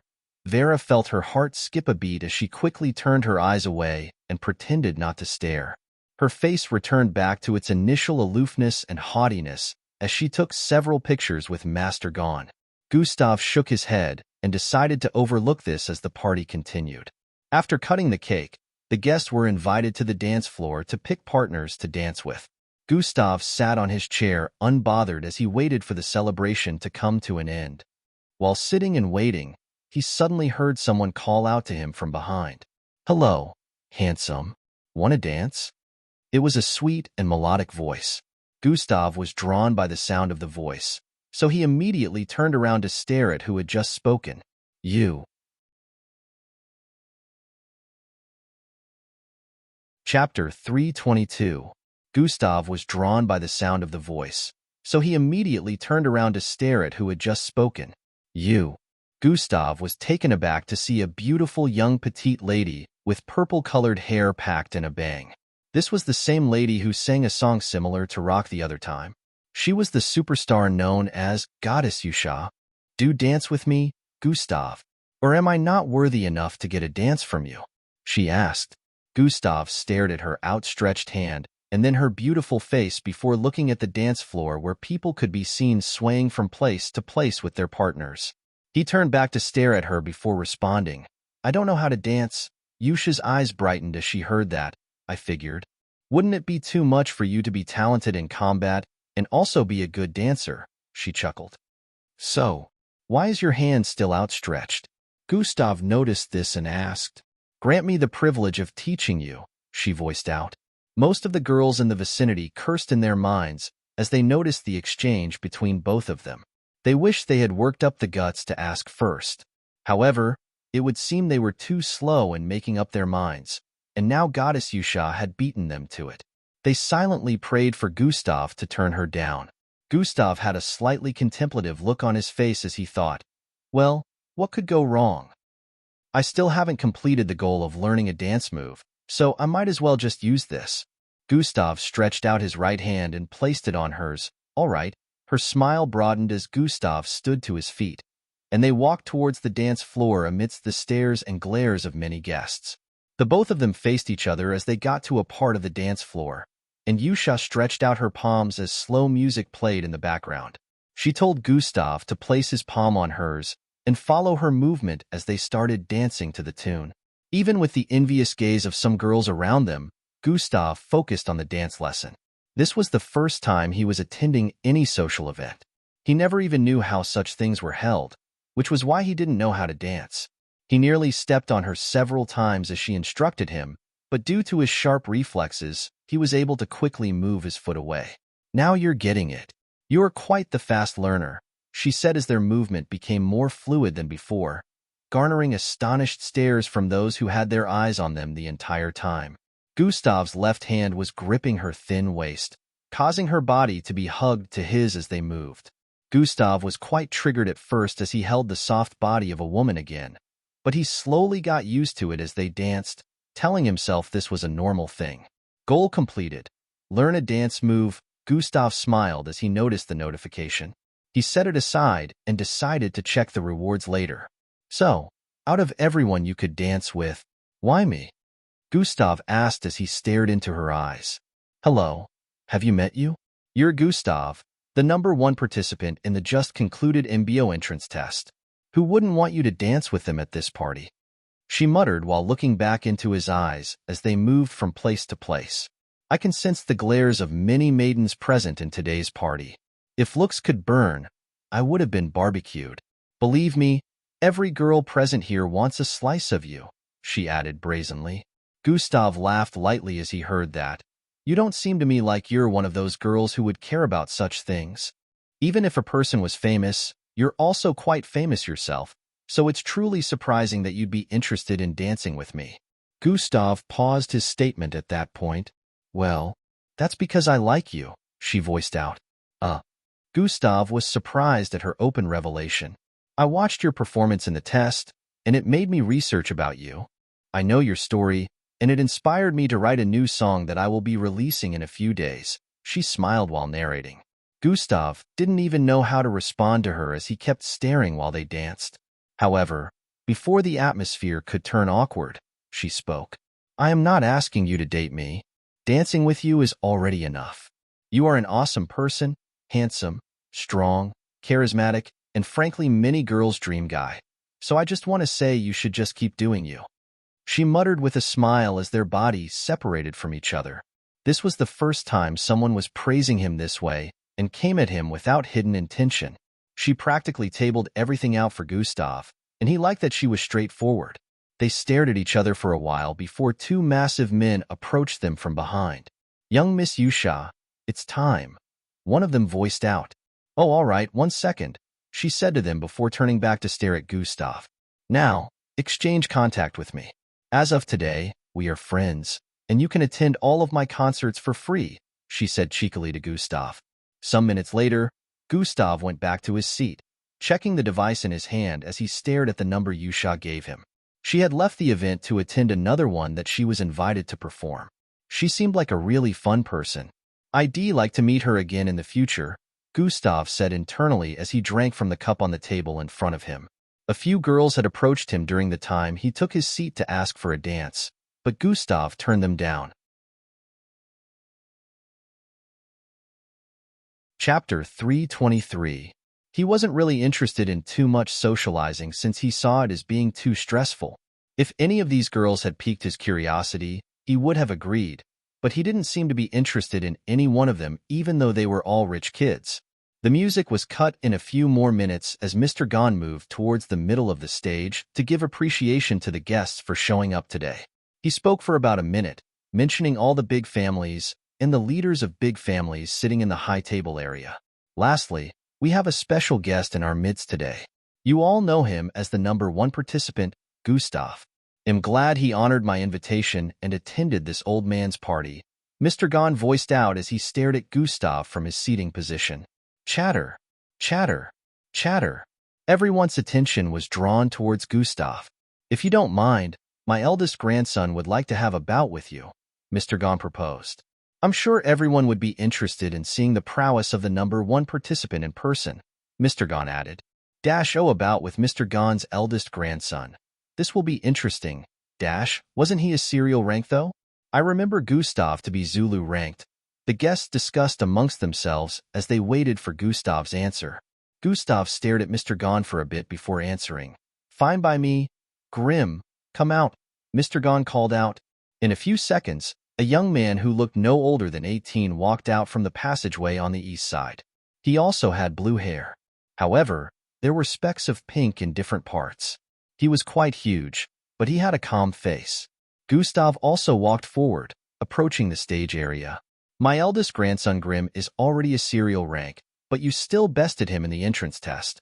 Since both of you never met up during the test, he wanted a personal bout with you. Mr. Gon explained. They say you have the strength of a serial ranked, even though you're only Zulu rank. I would very much like to test out this theory. Nevertheless, if you feel that you can't face a serial rank, you can back out now, Grim voiced out as he placed his fist and palm together in a respectful martial arts style. I have no issues. It's fine with me, Gustav said with a dismissive expression. All right then, let this be the final presentation to entertain my guests. Thank you, Gustav, Mr. Gans said before moving out of the stage area, leaving them both there. No problem, I'm just going to collect more compensation from you after this, Gustav said internally as he turned to face Grim. Zwarnen. The stage area suddenly started levitating as an energy field barricaded the four corners of the stage. This was to prevent attacks from hitting the guests. After this was done, everyone focused on the exalted stage to watch the bout between these two. Ready when you are, Gustav said without assuming a battle stance. Aren't you looking down on me too much? You don't seem bothered. Neither are you on guard, Grim said as he stretched out his palm and lowered his body slightly with a smile. He assumed a nice-looking battle pose while Gustav continued staring at him unbothered. I'm not looking down on you, but this will be over soon. Gustav activated God Eyes as he stared at Grim's body. That proves that you're truly looking down on me. Wait till I wipe that unbothered look off your face, he voiced out as black blades started protruding out of his body in different parts. His fist, palms, arms, neck, chest, and some other parts of his body all had blades phasing out of them. Swoosh! He dashed towards Gustav with speed while slashing out. Sthioning! A half-moon-shaped energy shot out of the blade in his fist towards Gustav as he arrived in front of him. Dash has been activated. Swoosh! Gustav swerved towards the left, cleanly dodging the attack. But Grim wasn't done yet. Sthioning! Sthioning! Sthioning! He slashed 3 more times towards Gustav at fast speed, causing Gustav to dodge towards the right and left again. Sheshayak. Cuts appeared all over the floor behind Gustav as Grim's attack connected with them, causing a huge chunk of dust to be blown into the air. Just when Gustav finished dodging those attacks, a flying kick was already headed towards his face and was only a few centimeters away. Swoov! Gustav's body bent backwards at unimaginable speed with his back nearly touching the floor, causing Grim's entire figure to fly over him. Gustav placed his left hand on the floor and used it to support his body weight as he did a 360-degree spin with his left leg outstretched. The instant Grim landed on the ground behind Gustav after his kick missed, Gustav's right foot was already sweeping towards his face. Swayawai! He quickly placed his arms in front of his face and planted his feet firmly on the ground as Gustav's leg connected to his body, sending him sliding backwards by almost 30 feet. SSHHHSSSSHHH. Grim's body came to a stop as he placed his hands down and stared at Gustav with an astonished look.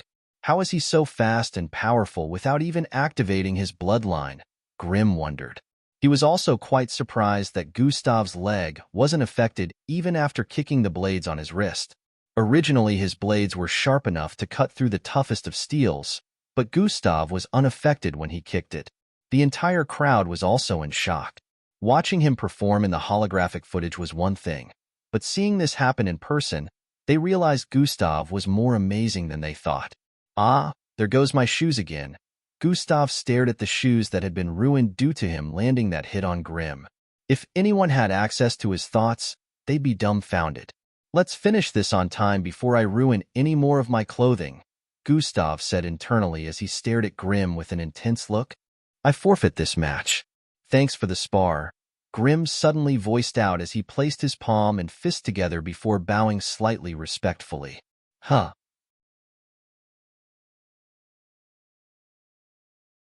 Chapter 324. Grim suddenly voiced out as he placed his palm and fist together before bowing slightly respectfully. Huh. Gustav exclaimed with a look of confusion. Grim quit the spar before they went too far. He had already felt Gustav strike without him channeling his bloodline, which made him wonder just how powerful Gustav would become the moment he activated his bloodline. Either way, he could tell that he wouldn't be able to defeat Gustav. On the contrary, he didn't want to embarrass himself in front of his grandfather's guests, So he decided to end the spar before Gustav turned him into a laughing stock. Dash what? Why did he forfeit just like that? Dash sigh. Just when things were starting to get interesting. Dash, is he so spineless that he couldn't even see the spar to the end? The guests had different opinions upon witnessing Grim forfeit the match. Grim paid no heed to their complaints. Even though his grandfather mostly agreed to this so that he could entertain his guests, Grim would rather end the fight before being beaten up instead of being turned into a punching bag just for entertainment. As you all have seen, the future is very bright since we have such youngsters getting enlisted into the MBO camp. Mr. Gon voiced out as the stage descended and the barriers surrounding them disappeared. He gestured for his other two eldest grandchildren to approach the stage, which they did. Damien and Vera walked up to the stage where Gustav was standing in between Grim and Mr. Gon. Mr. Gon asked for a photographer to take their picture together. Vera had a slightly nervous look as she stood beside her cousin Grim, who was between her and Gustav. She wanted to speak but couldn't find the words, and her cousin in between them was like a barrier. Dash, he might be strong, but he's just an ungrateful brat who doesn't even respect his parents. Dash, I don't think forming a bond with someone as ungrateful as this brat is worth it. Two guests voiced out from the seating position in front. Chatter, chatter, chatter. The place became a little noisy as everyone recalled the incident where Gustav disrespected his parents on camera and even went ahead to slap his mother. Dash, true. No matter how powerful one is, without morals, they're truly nothing. Dash, it would be best if my kids don't form bonds with such an uncultured child, so they don't get influenced by his lack of mannerisms. Some of the guests spoke amidst themselves. Gustav totally ignored their not-so-low voices and took pictures with Mr. Gon and his eldest grandkids. After he was done taking pictures with them, he was about to go back to his seating position when Mr. Gon spoke. Yes, we need to tune into my new media station since it will be launching by 5 p.m. Mr. Gon voiced out to everyone's hearing. This was when everyone recalled Mr. Gon created a new media station and was launching it today, the day of his birthday celebration. A special footage will be displayed to mark its opening, and I will like for everyone here to watch. Mr. Gon requested. The guests had intrigued looks on their faces as they heard that. They wondered what this special footage would entail. They could tell it would be interesting for Mr. Gon to open his media station using that. Mr. Gon, the eldest grandkids, and Gustav returned to their seating positions. It's only a few seconds to 5 p.m., so my media station will be broadcasted now, Mr. Gon said after returning to his seat. Truinin. Holographic projections started appearing all across the place, one after the other. Even though there were less than 200 guests present, the holographic projection was about 20, so everyone had a clear view regardless of their seating position. The first thing displayed on these projections were different feeds from all over the world compiled into one. Space shuttles, roads, sports, fashion, and some other things in 12-second footage. Welcome to the newly launched GTV. A beautiful lady could be seen in a glaring yellow gown as she spoke from within a studio room. From over here, we wish Master Gon a happy 70th birthday, she added with a smile. For our first broadcast, we would like to display footage regarding the revelation of an important person. Please stay tuned, she stated as the screens turned whitish. SSHHH. Blin. Characters appeared on the screens in the next second. Biography of Gustav Crimson. The guests' faces were laced with surprise as they saw the title. Even Gustav himself was confused and wondered what Mr. Gon was up to. In the next second, the footage displayed was one that left shock on the faces of everyone. Pa. You bastard. How did I bear a child as useless as yourself? A man with dirty blonde hair and a middle-aged look was seen whipping a young boy with a belt in the middle of a playground within a neighborhood. The boy's clothes were soaked with bloodstains from the excessive whipping, but the man kept whipping him. Another young boy with black hair could be seen standing not too far away and laughing at the boy receiving the beating. The footage seemed to be recorded from the CCTV camera across the street, which was why it wasn't super clear. However, when zoomed in, it was clear enough, and the faces of these three could be seen. Dash, isn't that? Dash, the father of that kid, then the one being beaten is him? Dash, oh my goodness, he looks no older than 13 here. How could he subject a kid to such beatings? The guests figured out the people within the footage. Although Gustav was still younger at that time, his father's face was still practically the same as the one everyone saw on the news when Gustav slapped his mother. The footage changed a few seconds later. The next one displayed was in school, where many kids could be seen stepping on another kid's face and laughing while recording with their video recording device. Chapter 325. The footage changed a few seconds later. The next one displayed was in school, where many kids could be seen stepping on another kid's face and laughing while recording with their video recording device. The person on the receiving end here again was Gustav, who was being beaten up in his junior high years by his classmates. Hung Joe was the one videoing while stepping on Gustav's face repeatedly. Mr. Joe, on the high table, squinted his eyes as he noticed this. I thought I had this erased. How did they manage to get hold of this footage again? He wondered as he watched. The next footage once again displayed another scene where it was early the next morning and Gustav walked out of the parents' house in school uniform. His mother and younger brother came out a few seconds before he did and were standing in front of her hover car, about to board it. Gustav ran towards them with a smile, and although there was no sound from the mouthing, one could tell that he was asking to follow them.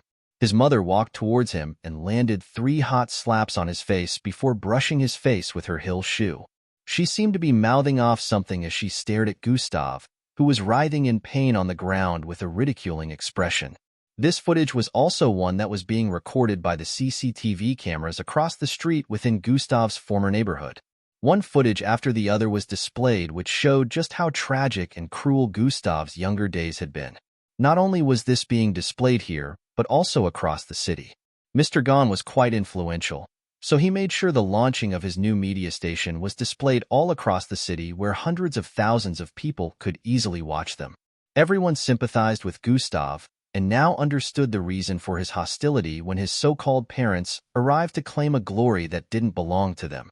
They watched as the footage went on to display some more rough times from his past, which he remembered clearly but had no idea that some of these scenes were recorded. Then about 2 or 3 footages displayed him moving with Miss Amy. Only a single footage showed her training with him, and Gustav remembered she recorded this one herself. Knowing Miss Amy, Gustav was sure they wouldn't have been able to get that footage without her consent, which meant she was also involved in the compilation of this recording. Gustav smiled lightly, and she never told me about it. Looks like she knew I was going to attend this party, Gustav said internally as the footage came to an end after 20 minutes. Chatter, chatter, chatter. The entire place became a little noisy as the guests spoke amongst one another. They were all influential people, so they recognized Miss Amy. Some of them even knew beforehand that she was his teacher, but they had assumed that his parents still had a hand in his achievement today. Now that they knew the truth, they all stared at Gustav with sympathetic looks. The media station broadcast studio was displayed again, and the lady started to explain and make a few narratives regarding the 20-minute video. This explanation made people understand better that Gustav used to be a below F-grade mixed blood, which was why his parents decided to treat him inhumanely. The city could understand the bullying that came from peers, but they didn't understand how parents would treat their own child that way. In different parts of the city, after witnessing that part of the childhood of Gustav, people were outraged. They were reminded that Gustav is their city's pride and joy since he managed to obtain the first spot in the MBO entrance test worldwide. Ever since the time of his return, the city had been visited by tourists from across the world because they wanted to see the city he grew up in themselves. This made a lot of people's businesses bloom even more in the past week. People started forming mobs as they sourced for the home of Gustav's parents. The party continued afterward as people came forth to apologize to Gustav for their initial statements. Gustav just waved everything off and told them not to bother. Mr. Gon smiled and excused himself as he told everyone to keep enjoying themselves. The party had practically come to an end, and people began to leave one after the other afterward while some waited to discuss business deals with Mr. Gon. At this point, Gustav had been crowded by the younger guests. They were all interested in exchanging conversations and contact with him. Tell me again. How did you manage to pass it? Did you defeat those 6 yourself? If I remember correctly, you were naked at that time. Gustav didn't really want to chase them off, but he also had a headache trying to answer them. Fortunately, he was saved when one of the guards approached him and told him Mr. Gone wanted to have a word with him in the second living room. Finally, Gustav sighed with a look of relief as he followed after the guard. In Gustav's former neighborhood, a crowd had gathered in front of a particular home that would be quite familiar to Gustav if he was here. "Get them out of the house," one of the people shouted out. Everyone had looks of anguish, and lots of people could be seen holding sticks and poles as weapons, while some people could be seen banging on the door of an apartment. Within the apartment, a man and a woman clung to each other with looks of fear. Bang, bang, bang, bang. The sounds of the door being banged hard echoed within the living room. "Call the cops, call the MBO, call Mr. Dennis, tell them we need help," the woman voiced out with fear. "I've done that. No one's responding to any of my calls," the man also voiced out with a shaky tone. These two were none other than Gustav's birth parents, who were hiding in their apartment after a crowd of angry mob suddenly found their way into their neighborhood looking for them. They knew this was all due to the footage that was shown a while ago. Bang, bang, bang, bang. The banging on their front door got louder as time passed. "What do we do? They're about to break through?" the wife asked with a horrified look. Chapter 326. Bang, bang, bang, bang. The banging on their front door got louder as time passed. "What do we do? They're about to break through?" the wife asked with a horrified look. The husband's voice cracked as he replied, Let's barricade it with our heavy house appliances and furniture," he suggested. The both of them quickly got to work and pushed their sofas, table, beds, and other heavy furniture towards the door to barricade it. The banging on the door reduced a bit due to the amount of load that had been placed behind. "We should be able to hold on some more. Honey, keep trying to reach the cops and MBO," Gustav's mother suggested with a slightly calm expression. The father, of course, didn't need to be told this. He was already on his device trying to do this at the moment. Breaking news. Breaking news. The house of the Oslovs is being besieged by an angry mob who have decided to take the justice of Gustav Crimson into their own hands. As you can see from the footage being recorded from above, the mob have been triggered by the compilation of Gustav's past occurrences and have decided not to back down until they have dealt with the couple. They are currently trying to break into the homes of these two showcased on the screen, and for some unknown reason, the law enforcement authorities have not shown to the scene. Different news and media outlets were displaying the same news at the moment. They were recording the apartment of Gustav's parents from above, and it could be seen that the crowd was increasing by the minute. Currently, more than 1,000 people had arrived on the scene, and most of them had weapons and sticks raised up as they shouted, "Justice for Crimson! Justice for Crimson!" In the police branch closest to Gustav's former neighborhood, the cops there watched the footage of the house being surrounded. Grin, grin, grin. The communication system used in the office rang out severally, announcing the calls and where they were coming from. The one that displayed Gustav's parents' house was left unanswered. "Captain Joe, aren't we supposed to act now?" one of the men asked. "No. An order has been sent from the higher-ups not to interfere until after 20 minutes has gone by," the captain, who was also standing in the corner watching, voiced out. The cops in the station had looks of astonishment and confusion on their faces as they heard that. "It's been only 10 minutes, so we can only sit here and wait," Captain Joe added. In one of the MBO command centers within the tower positioned in the heart of the city, a similar situation to what was happening in the police station was also playing out here. The MBO officers within the room asked why they couldn't interfere, but the moment they heard the name of the person who had asked them to back down, they all shut their mouths.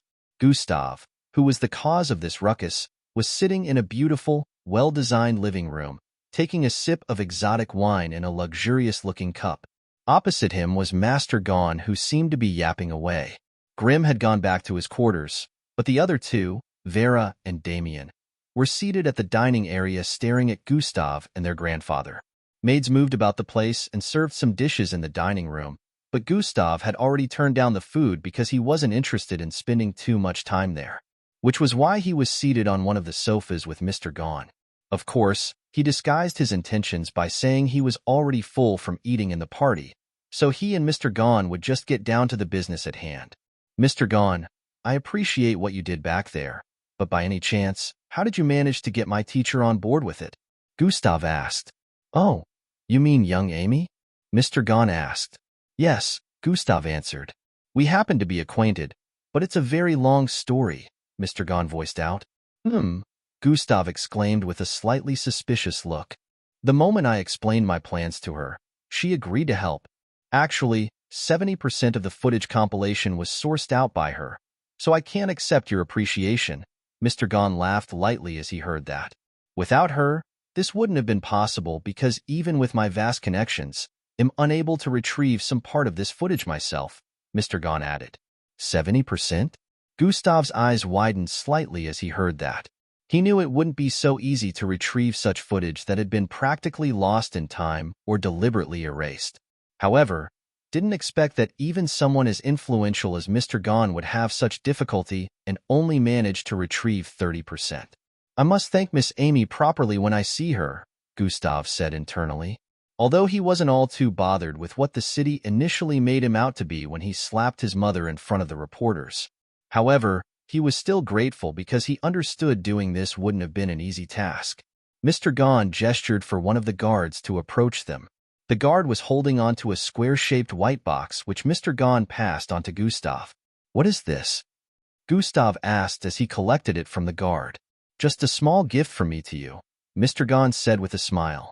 Gustav held the small white casing and observed what was inside using God eyes.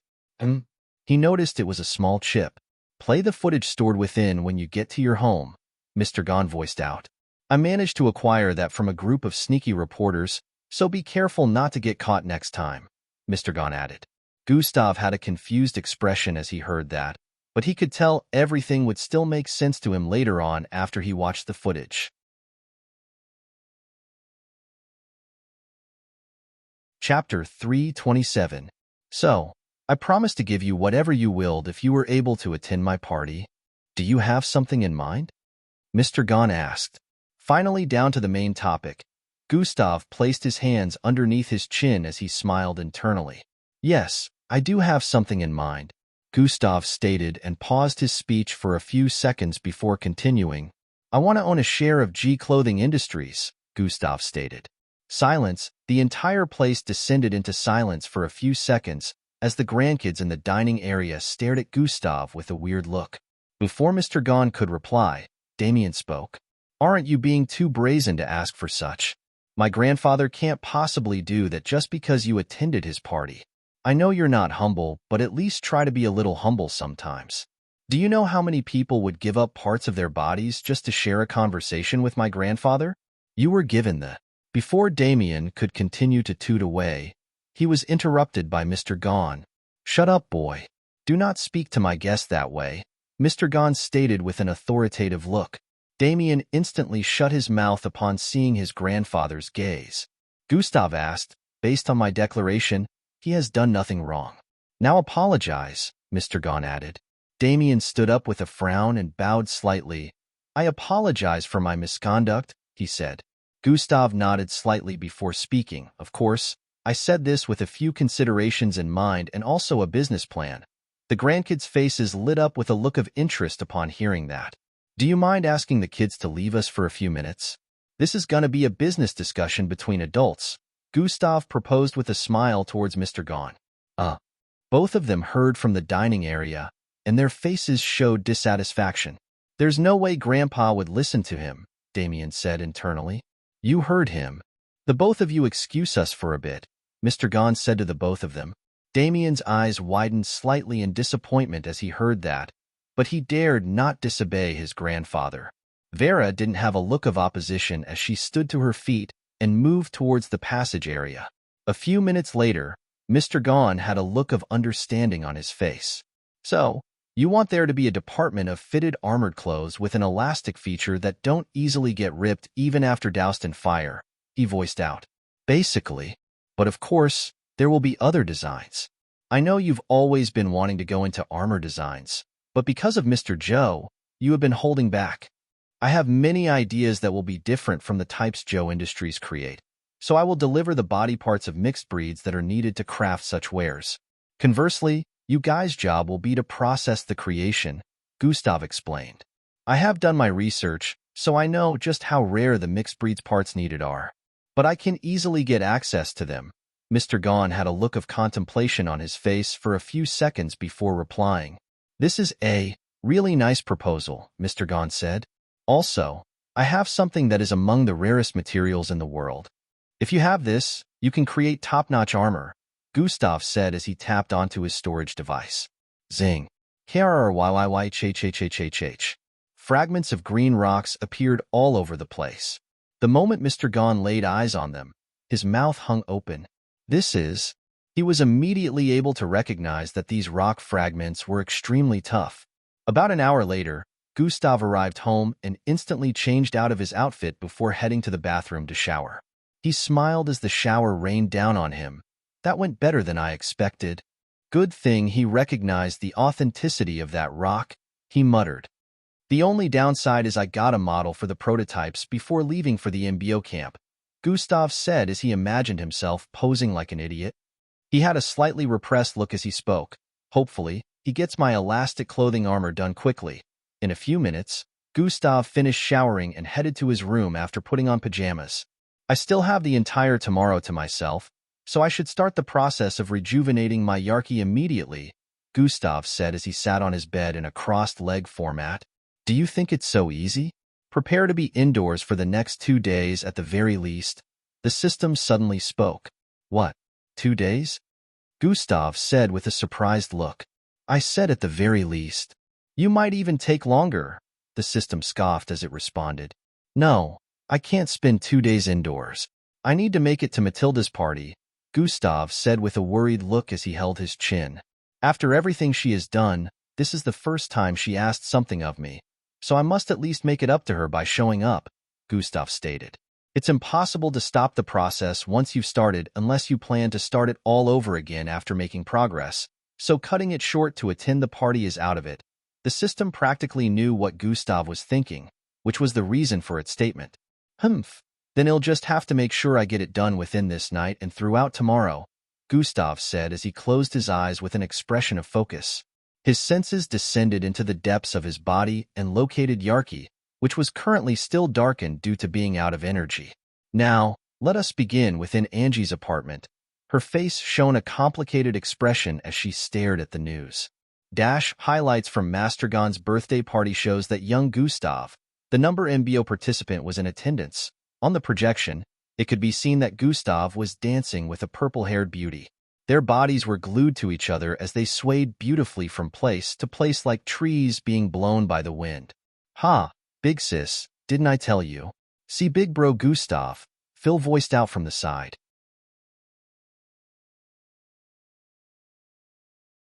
Chapter 328. Ha, big sis, didn't I tell you? See big bro Gustav, Phil voiced out from the side while pointing at the television projection.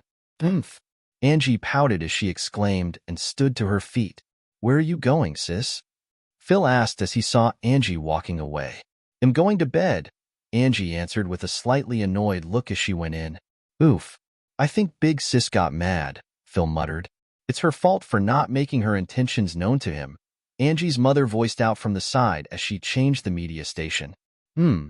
She exclaimed after noticing the news that was being displayed on the next station. As you can see, this was the state both couples were put in before the arrival of the cops. The reporter who was being displayed voiced out as the other half of the screen displayed 2 people who had been beaten black-blue. Phil, go to your room. Their mother felt the footage was too disturbing to watch for a little kid, so she sent him in. Phil had no choice but to obey and went in. On the other half of the screen, a couple that was nearly beaten to death was displayed. Their clothes had been torn apart, and bloodstains could be seen all over their body. These 2 happened to be Gustav's parents, who were assaulted by the angry mob after their house was broken into. Fortunately for them, the 20 minutes time frame given to the cops was up before the mob could send them to hell. They were saved by the cops and taken to a public hospital.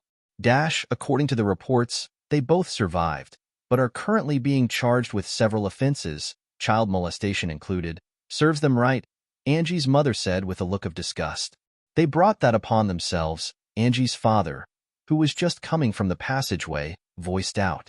They are lucky the cops managed to arrive on time, he said as he sat on the sofa beside his wife. On the screen, the hospital ward was displayed where both of them could be seen being handcuffed with some red, glowing bangle-like cuffs while on the hospital bed. How could they treat their own child like that? Angie's mom voiced out with a disappointed look. Now we understand why Gustav was always like that. Angie's father added with a look of sympathy, Darling, I have something to tell you. Angie's father turned to his wife and said, What's that? She asked. Promise me you'll be calm when you hear this and listen to my explanation first, he said with a wry smile. Of course I will, just out with it already, she replied. I'm resigning from our workplace, Angie's father stated. Huh? What? Are you serious? Angie's mother jumped to her feet as she asked. Calm down. Didn't you promise to listen first? He voiced out while pulling her hand for her to sit. All right. I'm calm and am listening, she said while sitting. So, listen to the reason. A few minutes later, Angie's mother had a look of understanding on her face. I see. So you'll be the manager, and at the same time, you get to do scientific experiments on turning mixed breeds' body parts to armors, she said with a contemplative expression. Exactly.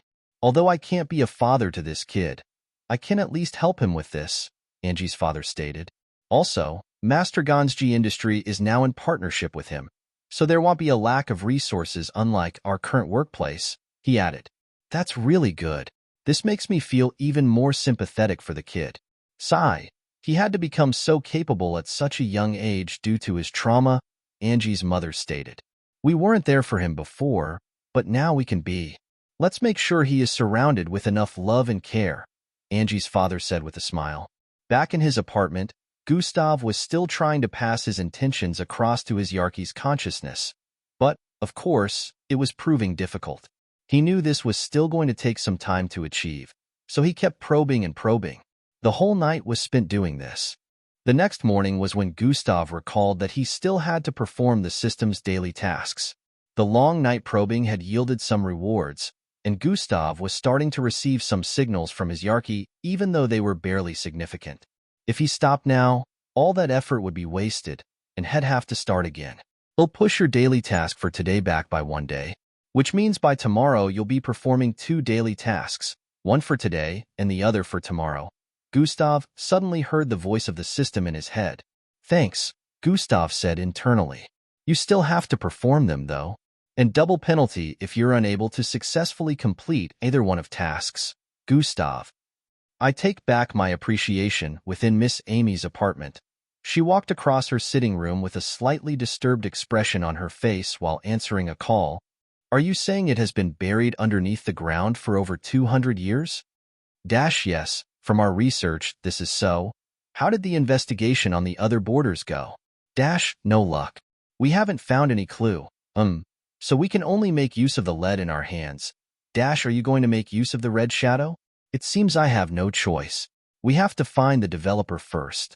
From there, I will know how to proceed. The T-67 device is still in your possession? Did you think I would leave it in the hands of you losers? I will leave here to swarm Hill City in less than a week. Get my equipment ready, Miss Amy commanded before ending the call. She moved over to one of the sofas and took her seat. She reached out and grabbed the teacup on the side before taking a sip. I have to make sure the kid remains safe till he leaves for the MBO camp, especially since that bastard Young visited him, Miss Amy said after lowering the cup.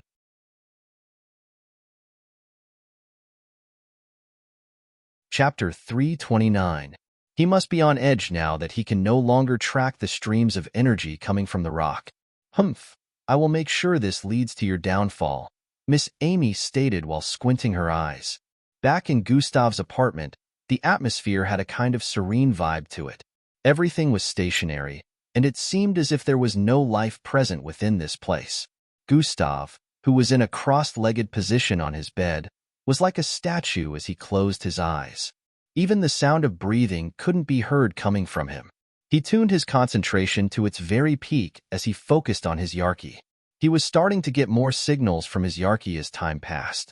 The Yarki was like a dead black flame earlier when it ran out of energy, But as Gustav started forwarding his intentions to it would at times vibrate, while sometimes there would be a small glow on a part of it before it died out again.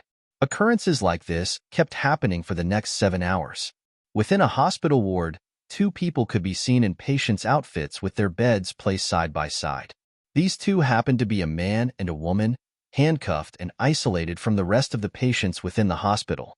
2 police officers stood in different positions within the ward.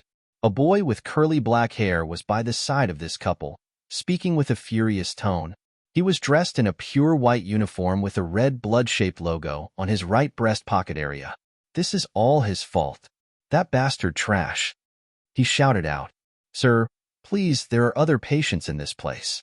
Keep your voice down," one of the nurses at the door cautioned. "Shut up, you wench," the boy voiced out and stared at her. Puum. A strange force knocked her backwards, causing her to fall and slide across the hospital floors. The police officers quickly drew their weapons and pointed them at him. He gazed at them with murderous intentions, however, before he could perform any actions. "Indrik, stop it," the man on the bed towards the left voiced out. "We don't want you compromising your enlistment into the MBO camp. Behave yourself," he added. The blue glow in his eyes slowly dimmed as he stared back at his parents. "Mom, Dad, they'll handle this," he said as he started walking towards the door. "Indrik, don't do anything stupid. Your brother is now a sensational big shot, you cannot." Before his father could complete his sentence, Indrik interrupted. "Don't make me laugh. He's not a sensational anything. He's just a fake special class who hasn't even received any training. I'm better than him," Indrik voiced out before walking out. "Son, you." Indrik's father stopped his speech as he noticed Indrik was already gone. "Yes, get revenge for me, my boy." Indrik's mother laughed like a depraved lunatic after seeing the rage in Indrik's eyes before he left. "What are you saying, woman? We are the cause of our own problems," Indrik's father said with a look of annoyance. "Toy. The reason for our problem is the first child I mothered. Let my second child handle it. Ha ha ha," Indrik's mother voiced out. "You're sick in the head, woman. Sick. How have you not seen the errors of your ways?" "Ha ha ha. My only error was that child." Back in his apartment, Gustav had managed to get his intentions known to the consciousness of his Yarki after so long. At the moment, it was already late in the evening, and the next day was when Matilda's party would be holding. His Yarki finally started absorbing energy from his body, but he had no idea how long it would take. Even after 2 hours went by, his Yarki was still black-colored. Although it was a little lighter than before, Gustav knew it hadn't even managed to kickstart itself yet. Even though it already took a lot of energy from Gustav, it hadn't managed to charge itself yet. Gustav sat in place for another 1 hour before finally. Free. The Yarki lit up with a pinkish glow and started swaying like a flame again. "Good. You managed to rekindle it faster than I expected." Gustav heard the voice of the system in his mind. "Himph. How could you doubt my talents? I instructed my Yarki on a more efficient way to jumpstart itself with my energy, and it worked," Gustav responded. "Oh good. You're finally making use of the intelligence points I gave you, Gustav. Either way, make sure to keep its consumption of energy steady. It has only managed to recharge a little bit over 1%. It's still going to take some time for it to be filled," the system explained. "You think I don't know that?" Gustav asked internally with a slightly annoyed tone. "Oh, you do? What a surprise, Gustav." The system stopped speaking afterwards so Gustav could focus on feeding the Yarki with energy. Gustav could decide to move about now, but he wanted to focus on guiding the energy consumed by the Yarki himself because, according to the system, the Yarki could take energy from any part of the body it resided within. If it were to focus on Gustav's liver, kidney, or heart and draw energy from there, he would be a goner. Just like that, another 2 hours went by, and it was around 8 p.m. at the moment. Gustav had only managed to recharge his Yarki with 10% of power, and he was still going, hoping to get it finished before the start of the party tomorrow. Calm, calm, calm. He heard a loud knock coming from the door. Gustav had purposely put a small sign in front of his door saying he would be unavailable during this time, which was why people who came around for one reason or the other didn't bother knocking when they saw this. However, whoever this person was, they didn't pay heed to the sign. Calm. Calm, calm, calm. The knocking sounds became more aggressive in the next round. Gustav still ignored, thinking the person would leave after a few more knocks. However, the knocks continued. I know you're in there. Open this door, or I'll knock it down. A loud, angry teenage male voice could be heard all across the passageways.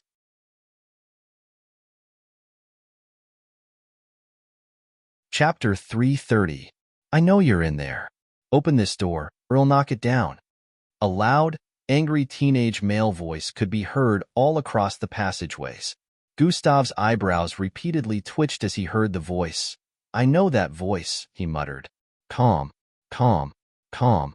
The banging on the door increased even more after the person heard no response coming from the other side. Gustav made a low humph sound and continued his meditation. He came seeking his own end. But I can't attend to him until I am finished with this, Gustav said internally as he blocked out all distractions and continued to focus on what he was doing. The person who happened to be at the door knocking was none other than Gustav's younger brother, Indrik. He stood at the door and kept on knocking for about 30 minutes, and still, there was no reply. When some of the neighbors on the same floor came out to check, he shouted at them to mind their business since he was here for Gustav and not them. Indrik could tell that Gustav was indoor, but, for some reason, didn't want to answer his calls. Indrik's forehead creased up as he stared at Gustav's door with a look of anguish. Master JK also refused to come with me because of fear of your teacher. Today I will show them who is better. After I kill you here, the MBO will have no choice but to choose me, and I will be protected. This was Indrik's thought process as he distanced himself from the door a bit, moving backward in small steps. He suddenly dashed forward and threw his foot upwards to stomp on the door. Intruder alert. Protocol 02 activated. Just as his foot was inches away from stomping on the door, this alarm rang out, and a mini cannon suddenly phased out of the left side of the wall. Bang! Indrik was sent hurling towards Angie's apartment as the beam slammed into him. It totally took him by surprise, so he wasn't able to dodge. Bang! Bang! Indrik slammed into Angie's apartment door and broke through it before slamming onto the ground. The entire family was surprised as they watched the young boy sliding across the floors of their living room. Huh! They exclaimed from the dining area as they stopped eating their food. Who are you? Angie's father asked with a confused look as he stared at the destroyed door and then the line of destruction that followed after this boy's body due to him sliding across the floors. However, Indrik didn't reply. He jumped up with a look of anguish and dashed forward out of the apartment. Swoosh! He was pretty fast and disappeared through the destroyed door in nearly an instant. Doesn't he look a bit familiar? Phil said with a look of contemplation. Angie stood up from the dining area and moved to the middle of the living room that was currently in shambles. 2 of their sofas had been broken apart due to this. I think the banging sound we've been hearing was coming from. Before Angie could complete her sentence, they heard the sounds of shooting. Tuian, Tuian, Tuian. Angie quickly rushed out of the apartment as her brother followed behind her along with their father and mother. They arrived at the passageway where Indrik could be seen tackling a cannon that was protruding from the left side of Gustav's door. What's going on? They all had the same thing on their minds. Indrik dashed towards the side, dodging one more shot, and reached out his hand. Foom! The cannon suddenly stopped moving as an invisible force was blocked its muzzle and held it in place. Hiya! Indrik screamed out as he pulled his arms backward with force. SHSSHHHRK. The cannon was ripped right out of the wall, along with several wires sticking out behind it. Bam! Bam! Bam! Several parts of the wall collapsed due to this, causing a loud noise to ring out as more people came out of their apartments to check what was going on. A smirk appeared on Indrik's face as he walked forward and repeatedly stomped on the cannon before kicking it away. Good thing my reaction speed was fast enough for me to input a small telekinetic barrier before me which reduced the impact of its shot. Indrik felt he could have been really injured by now. Bloodstains could be seen on his left shoulder area, but it was obvious that this was only a flesh wound. Indrik stood in front of Gustav's apartment and was about to hit his door again when he heard a voice from behind. What are you doing? He turned around and noticed it was a girl clad in ash-colored shorts and a red crop top. She had silver and pink-colored hair with two short horns on her forehead. "Mind your business," Indrik voiced out as he turned back around to face the door again. "This is my business. Either you tell me what you're doing here or get out." Angie's eyes squinted with a look of suspicion as she walked forward. "And what if I don't?" Indrik asked with an annoyed tone as he turned around to face her. "I will make you leave." Angie raised her hands to her head as she spoke and tied her hair in a bang while staring at the 57 kid. She felt he looked awfully familiar, but couldn't picture where she had seen him. From her viewpoint, he looked to be around 15 years of age, 1 year younger than she was. However, she had no idea how wrong she was. "You have no right to disturb the peace of this place. Go home, kid." You can see the sign on the door that says do not disturb. I wonder who trained such a vulgar kid such as yourself." The neighbors voiced out with looks of discomfort as they stared at Indrik. They still saw him as a kid, so no one tried calling the cops or anything. Also, they felt since it was Gustav's apartment, there was no way he wouldn't be able to handle this kid himself.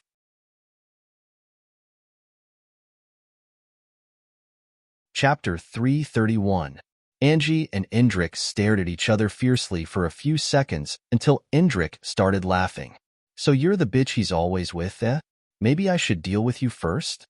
Indrik voiced out. "Such vulgar tongue. You lack manners," Angie voiced out. "Shut up," Indrik shouted out as he pushed his right arm forward. Angie suddenly felt a strong force grabbing hold of her and squeezing her tight. She found herself being lifted off the ground in the next second. Gasp. The neighbors were shocked as they witnessed the scene of Angie being easily subjugated. As she tried to free herself, it felt like her body was being crushed in between a gigantic invisible palm. "So you're only so-so. I thought he had more impressive people around him." "Humph." Indrik voiced out as he flung his arm forward. Bam! Angie's body slammed into the wall on the other side and broke through it. "You bastard! How dare you touch my sister?" Phil was the first to react before his mother and father, and then the rest of the neighbors. All of them started running towards Indrik with looks of anger. "Be gone," Indrik said as he slapped both palms together. Fulwam, an invisible force radiating with so much pressure was sent out from his left and right side, forming a wall. Both invisible walls collided with the neighbors as they were pushed backward. "Oh, I mustn't hurt civilians." Indrik remembered something and stretched out both arms to pause his telekinetic barriers from sending the people flying through the windows and slamming into the wall. But he kept them active to prevent the neighbors, along with Angie's parents and brother, from interfering. They kept banging the barrier, but it proved to be unbreakable. "Humph." Indrik turned around and to face Gustav's apartment's door again. He inched forward and was about to attack it when, swoosh, a silver streak suddenly appeared behind him with a fist headed for the left side of his face. Indrik was fast enough to react by putting a small telekinetic barrier between himself and the fist. However, he had underestimated the force that this punch carried. The fragile-looking girlish first tore through the twisted and tightened space in between them and slammed heavily into his cheek. Bang! Indrik was sent hurling towards the front as he slammed his head into Gustav's door, causing a loud sound to ring out. Angie, who was the culprit, didn't pause for a second. The moment Indrik's face slammed into the door and his body was sent hurling backward, Angie had already jumped up with speed and spun around with her legs sent out. Bam! Her knee slammed into Indrik's chest, sending him flying towards the left side of the passageway. He slammed into the ground and started sliding backward. SSHHHSSHHH. "Now leave before you make me do worse," Angie said as she cleaned the blood on her face and stared at Indrik in front, whose body just came to a stop. "How dare you lay hands on me, bitch? How dare you?" Indrik shouted out with a look of rage as he stood to his feet, and his curly hair started being blown backward. "Leah." Before Angie could complete his sentence, Indrik's eyes turned completely blue as he pushed his hand forward. VVRHHHHHHHHHH. The entire passageway crumbled in an instant as a powerful force raged through it and slammed into the unprepared Angie. Bang! The sound of bones cracking reverberated across the place as Angie's body was sent flying backward with immense speed. Bang! She slammed into the wall on the other end and went through it. Cracks appeared all over the passageway as well as the walls, which started to crumble after a few seconds. Kyrar. Big sis Angie. Phil shouted out with a look of hatred as he stared at the massive hole on the wall behind him that Angie's body flew through. Now, does anyone else want to interfere? Indrik shouted out while walking along the cracks on the path in front of Gustav's apartment. Angie opened her eyes as she felt her sore body falling through the air. She noticed she was currently in between the building that housed their apartment and the building opposite them. Her forehead squeezed together as a third horn grew out of it. Swayaya. She spun her body around in midair before landing on the ground while slamming her right hand to the ground. Boom. A visible cloud of dust covered the entire vicinity, even though it was dark at the moment. As the dust cleared, Angie could be seen within, slowly pushing herself upwards as her body vibrated due to pain. Blurg. She vomited a mouthful of blood onto the sand as she stared at her left arm. It was twisted backward. Her joint had been dislocated. Her entire body was aching from head to toe. She had multiple internal injuries, but her face was looking extremely fierce at the moment. She reached out her right hand and grabbed her left arm before forcing it back into position. HNNGGH. Angie moaned in pain as more blood trickled from her sleeves and nose. Swoosh. Even with her almost broken-down body, she dashed forward and ran across the surface of the building. Bang! A loud glass-breaking sound reverberated across the place as Angie's speed caused the destruction of all the windows on this side of the building. She got to the third floor in a matter of milliseconds and reached the last floor a moment later. Indrik paused in front of Gustav's door as he turned towards the left and noticed Angie entering the building from the window. You again? Indrik was about to point out. Structural analysis, Indrik said as he and Angie were about to clash again. Angie breathed in and out profusely.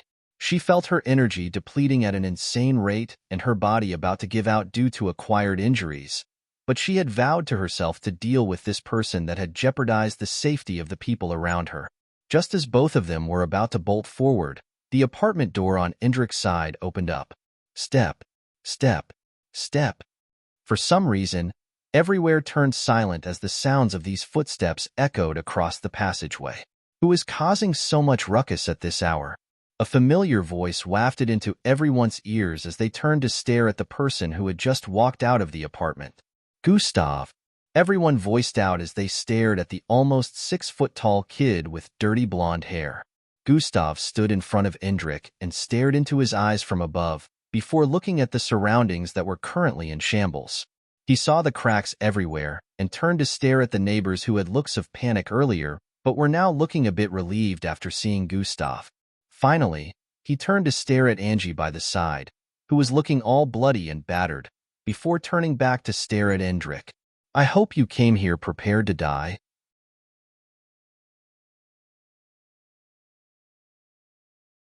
Chapter 332.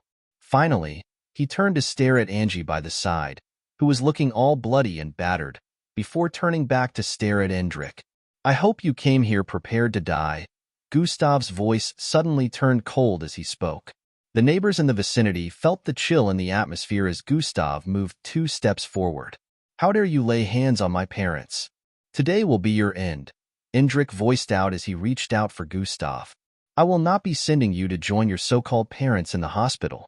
Instead, they'll be sending you to a place they haven't visited yet. Gustav's eyes glowed crimson as he also reached out his hand. The afterlife, as Gustav voiced out. His palm collided with that of Indrik's, causing both of them to be sent flying backwards as they separated from each other. Bang! KRRYYY. Crumble. Crumble. Shockwaves spread from the point of impact, causing more intense cracks to appear all over the place. A small hole appeared on the side of the passageway as that part of the building caved in, causing wall fragments to fall into the apartment below.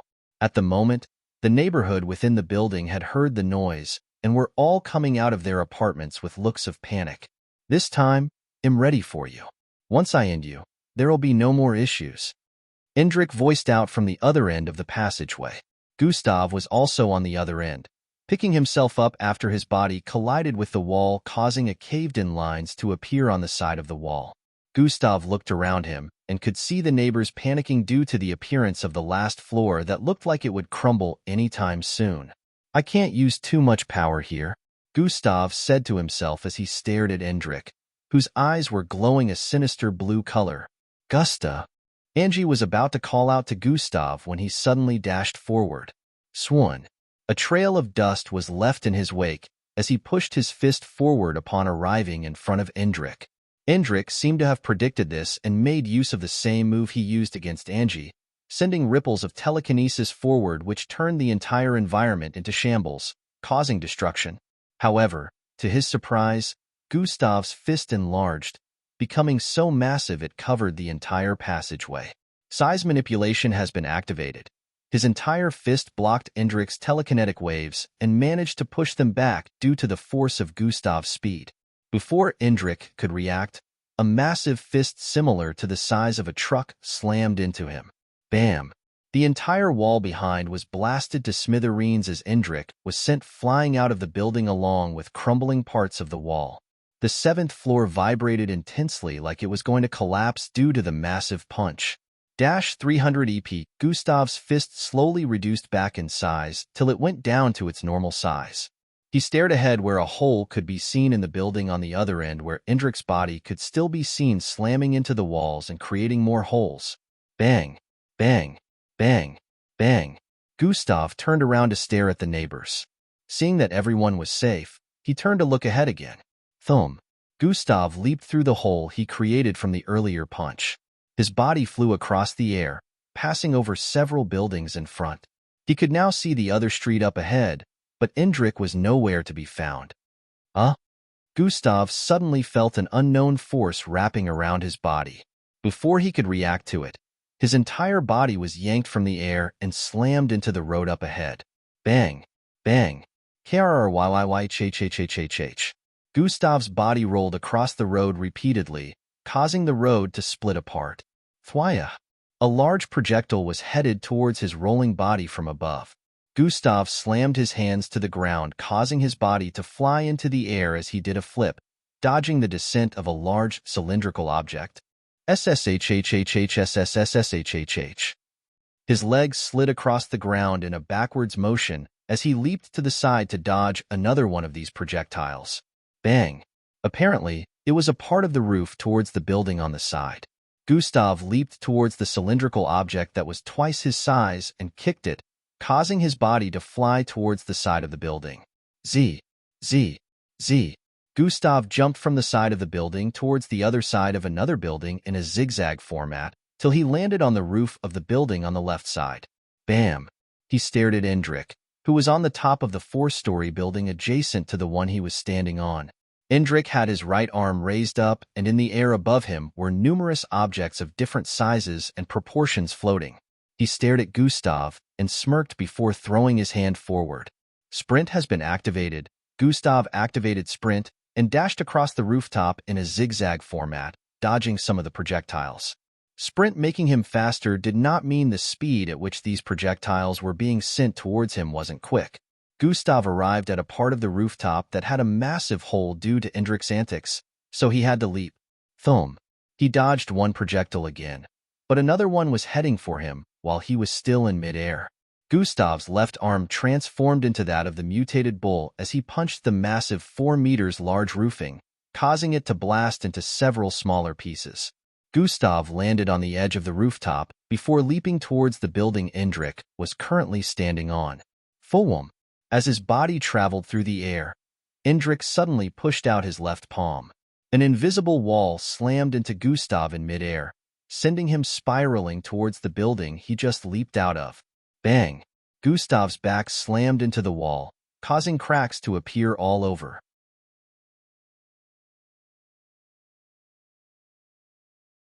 Chapter 333. Just as he wanted to leap away, Indrik closed his palm together like he was grabbing something, and Gustav felt his body being wrapped by a massive tight force. Indrik pulled his left arm backwards, causing Gustav's body to be drawn towards him. You will know how powerful my will is today. Indrik voiced out as he tightened his fist even more, causing Gustav's body to make low popping sounds. He expected Gustav to start screaming, but to his surprise, no matter how much he squeezed his fist, Gustav just stared at him from above. Pathetic, Gustav suddenly voiced out as he started to separate his arms that were forcefully tightened towards his body. The invisible arms surrounding his body started loosening as he pushed intensely, causing his muscles to bulge. Indrik's eyes widened as he stared at his left palm being separated. Bam! Gustav freed himself from the telekinetic grip and landed on the roof. Before Indrik could make sense of what was happening, Gustav had already dashed forward. Combination has been activated. Sprint plus dash. This time to him, it was as if Gustav teleported to his front. Gustav's right hand was already outstretched as he reached out to grab Indrik's face. His palm ripped through layers of telekinetic protections that Indrik set up and grabbed his head in the next moment. Now, let's go to change location to a place where there will be no witnesses, Gustav said to his hearing as he pulled Indrik's entire body forward using his head. Swoosh! Fulwam! All Indrik could see was lines and blurriness, as the building they were formerly started appearing more distant with every moment before disappearing from his line of sight completely. Before he could get used to Gustav's speed and try performing an attack, Gustav threw him forward as he leaped over another building. Swoosh! Gustav threw his legs forward, which slammed into Indrik's face, further catapulting him into the distance. In the next moment, Gustav landed on the ground and dashed forward again in an insanely short time. His body traveled through the street with extreme speed, passing by several buildings towards the right and the left. Thump! He leaped upwards again and grabbed onto Indrik's descending body through his head before landing and dashing forward into the forest area. Whoosh! In a few seconds, they had left the neighborhood behind and arrived in the forest area. At this time, Indrik had already adapted to the speed and pulled off a telekinetic attack. Bam! Gustav was able to react in time by placing his arms in front of his chest in an X format, but was still sent sliding backwards by a few feet. Indrik's body was still flying through the air at the moment since Gustav suddenly had to let him go because of the attack. However, he managed to spin his body several times before stabilizing his fall and landing on his 2 feet. Indrik and Gustav were now several hundreds of feet distanced from each other. However, Gustav wasn't bothered because they were now within the sparse forest region. He didn't want others to get hurt because of his fight, and he also didn't want to reveal most of his abilities, so this was the perfect battleground for him. Smirk! Gustav smirked at Indrik as he dusted his pajamas. I could end this battle quickly, but what would be the fun in that? I have to make sure I torture you well at the very least before sending you packing. So in your next life, you'll choose to live a better life with better parents too. Of course, since these ones don't even have the right to be called parents, Gustav voiced out. I will make you eat your words, Indrik voiced out as his eyes turned blue once again. Ftru, ftru, ftru, ftru. Trees in the vicinity started being uprooted from the ground, causing dirt to fly in all directions. You just marked your own graveyard, Indrik voiced out as he turned the trees in the vicinity to face Gustav's direction. Around 12 trees floated in mid-air, each over 15 meters in length. Gustav's eyes squinted as his body started transforming. His right hand became like that of the blood wolf, while his left became like that of the bull. One was furry while the other was just muscular with small white pointy objects protruding out of it. Gustav grew to over 6 feet in height as his body turned muscular and his feet became massive with claws on his toes. His face was the only part of his body that remained normal. Indrik stared at his transformation with a look of confusion. What in the world is that? He had missed the moments Gustav displayed his abilities during the MBO test phase, so this was the first time he saw Gustav in this form. However, the moment Gustav dashed out, he threw those thoughts of confusion to the back of his mind and swung his arm out. Swoosh! Fulwam! Trees were tossed forward as if they were pieces of sticks that weighed nothing. Gustav first dodged about 2 of them, dashing towards the left and right. Dust and sand spread across the place as the trees missed him and slammed into the ground behind him. The next tree that appeared in front of him, Gustav swung his right arm towards it, cleaving it swiftly into 2 halves as he kept running forward. Indrik was in shock as he pulled more trees from the ground, making use of his telekinesis. However, he couldn't keep up with Gustav's speed of destroying and dodging these trees. In a few moments, Gustav arrived in front of the last tree before him and Indrik and grabbed onto its trunk tightly. Gustav was able to stop the tree from moving forward and hold on to it quite easily with both of his hands.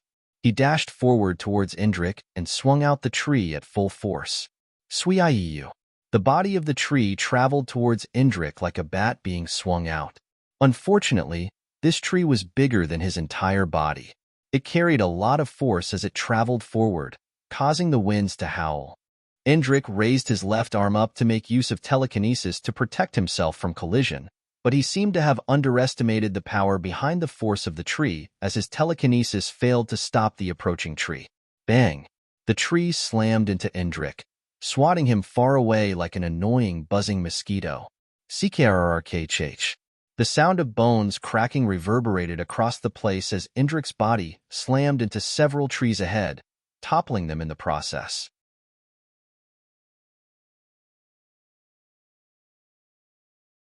Chapter 334.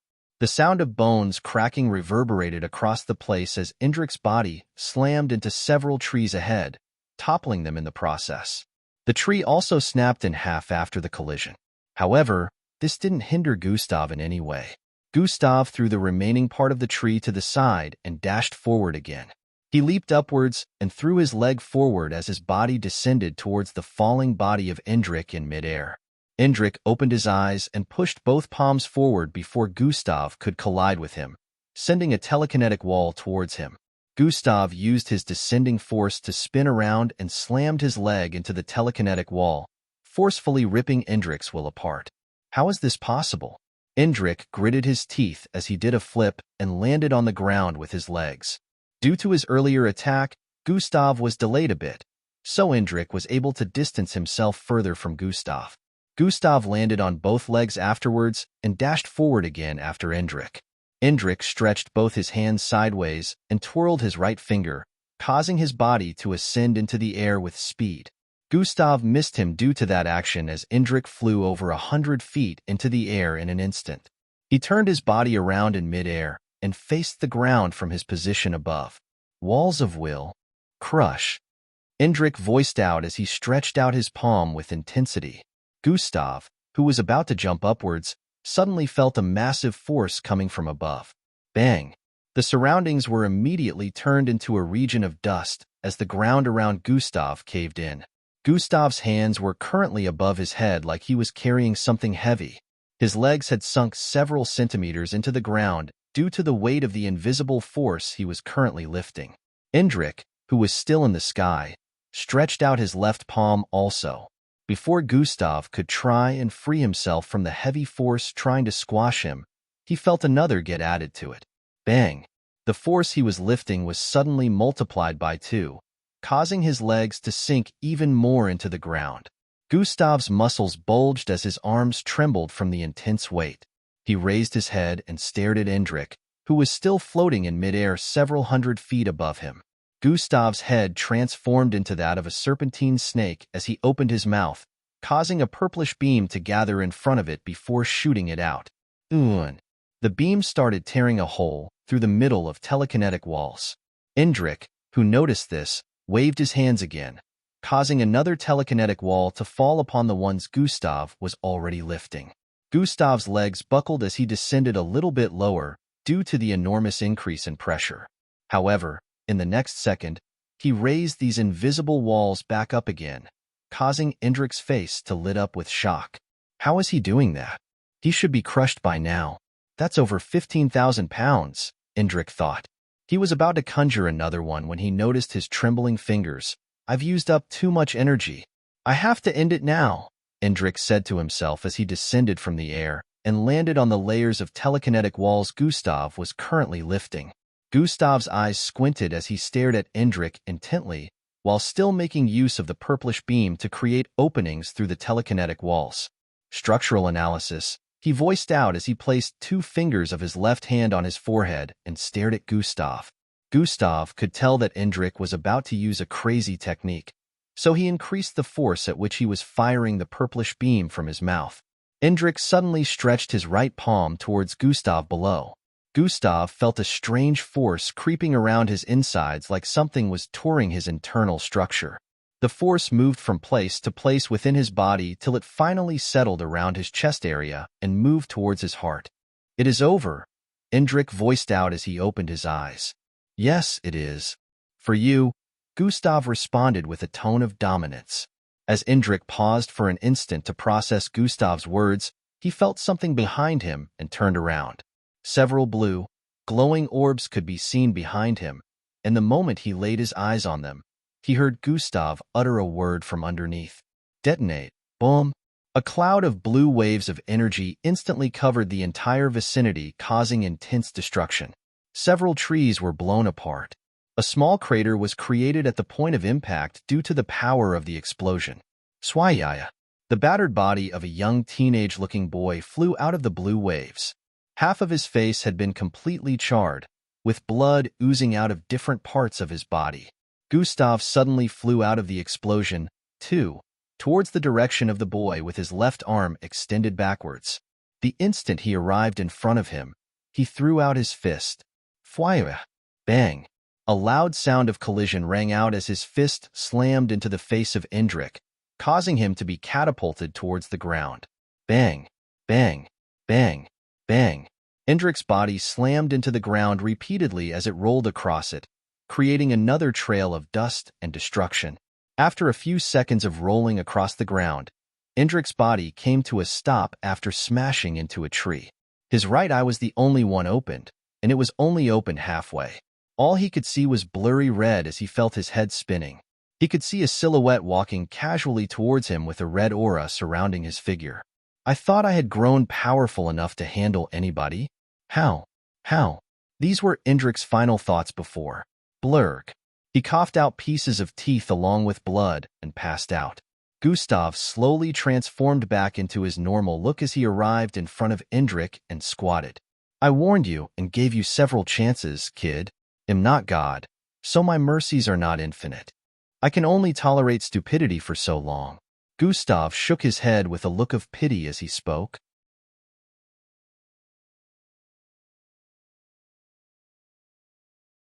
Chapter 335. First, I will take what belongs to you and make better use of it, Gustav said as he stretched out his fingers towards the unconscious Indrik.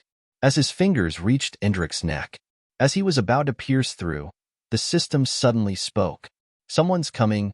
Gustav was late to sense it because whoever was coming was still very far away. However, the person entered his range of detection an instant later. Swoosh! A silver streak coming from the south. In the next moment, Angie was right behind him due to her quick speed. "What are you doing here, Angie?"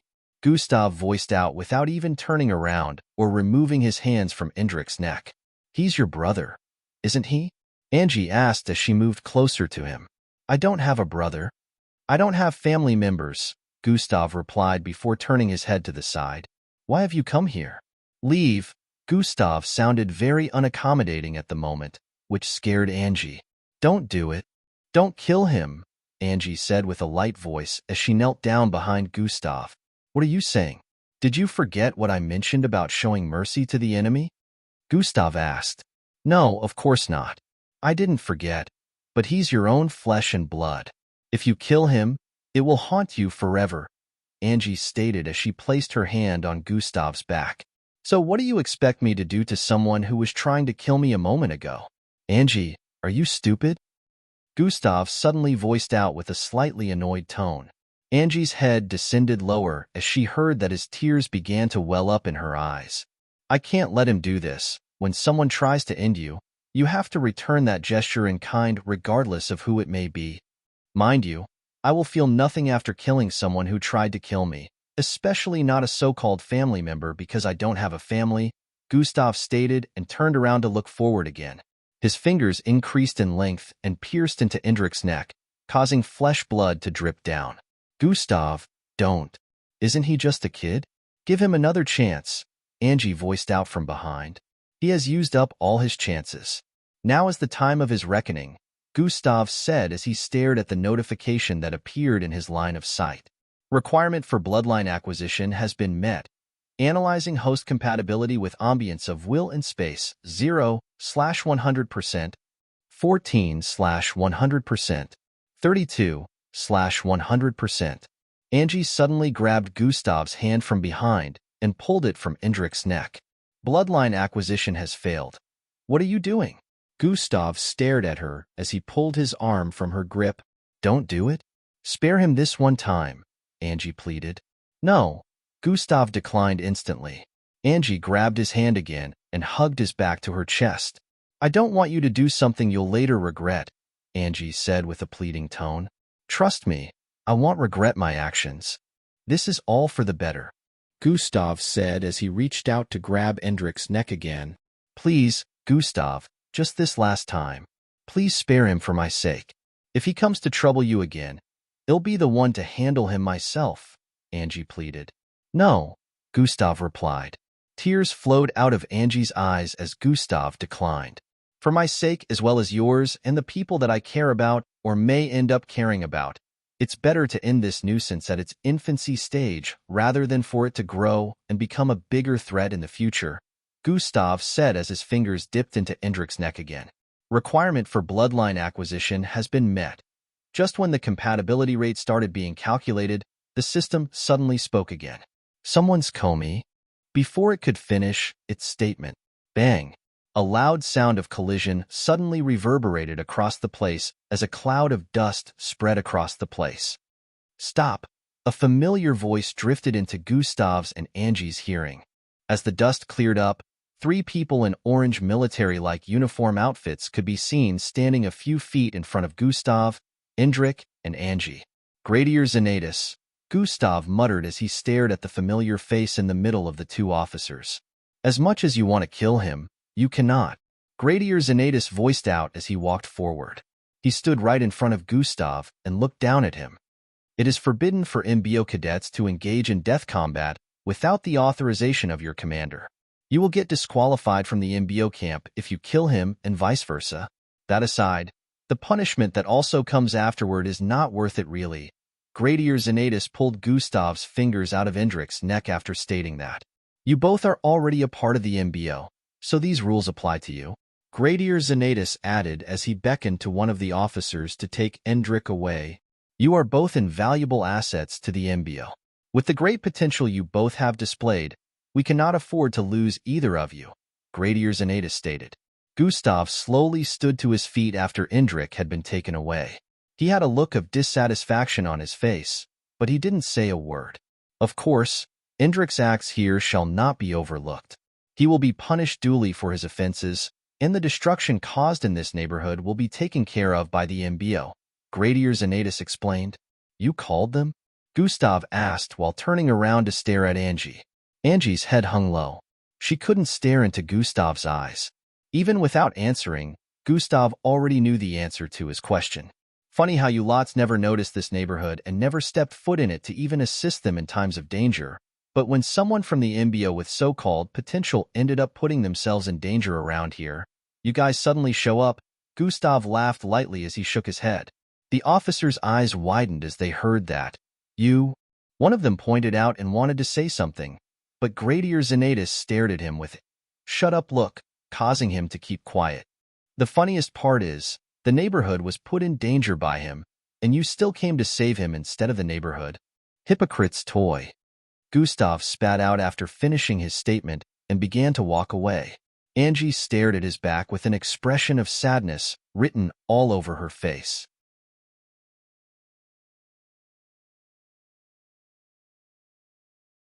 Chapter 336. The funniest part is, the neighborhood was put in danger by him, and you still came to save him instead of the neighborhood. Hypocrite's toy. Gustav spat out after finishing his statement and began to walk away.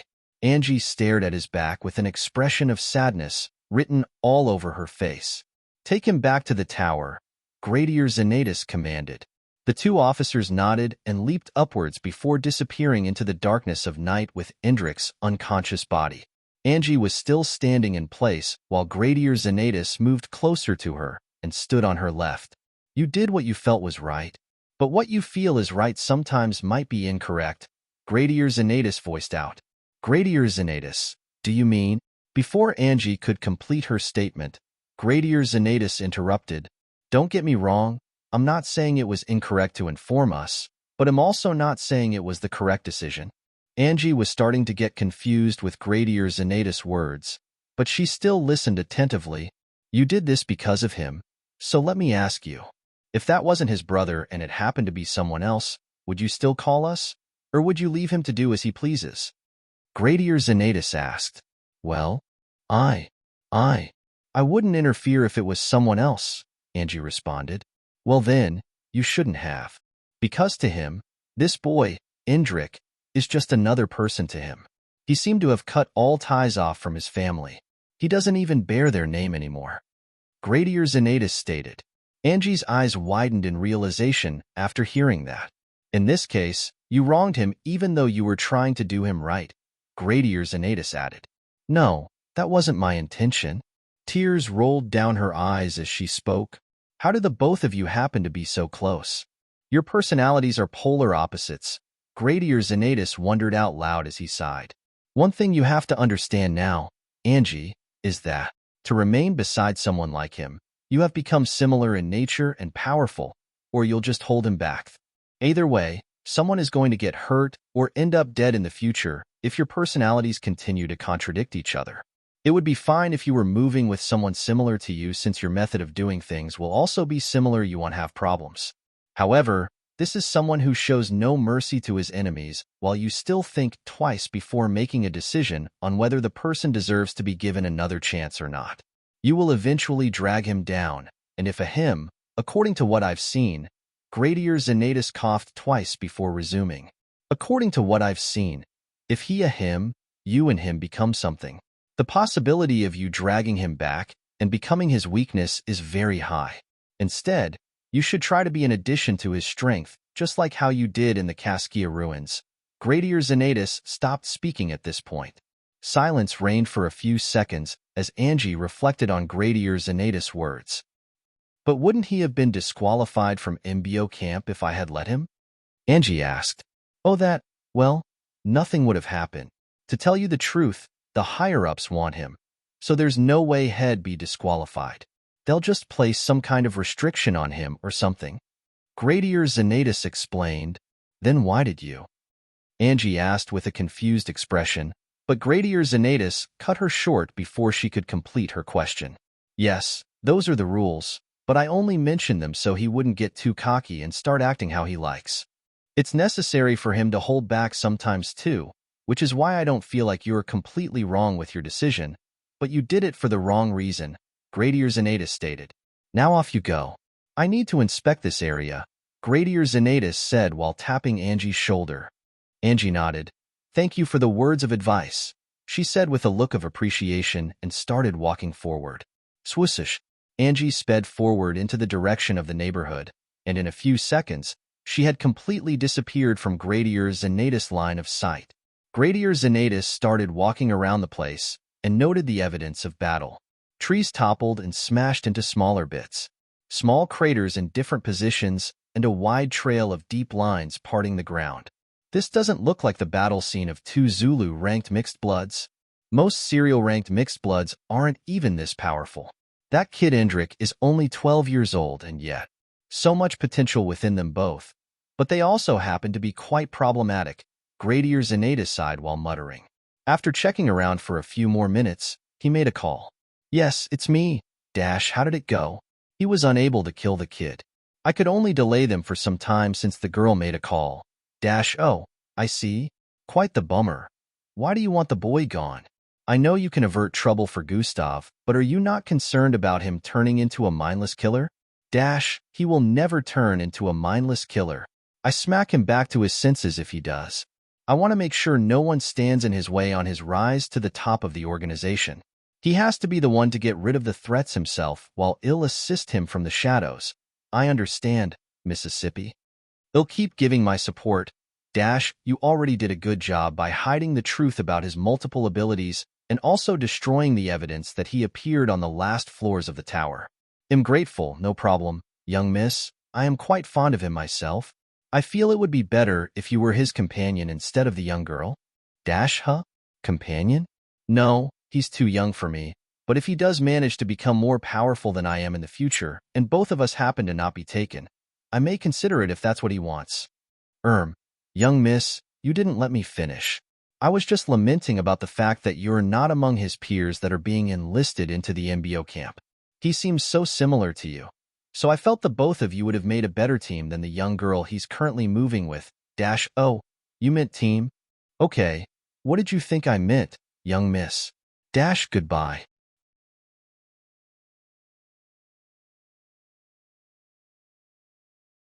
Chapter 337. The call got disconnected at that point, and Gradier Xanatus was left standing with a confused look on his face. Did she mean what I think she meant? He muttered with a contemplative look, oh well, it's not so much a big deal. Young miss is still quite young after all.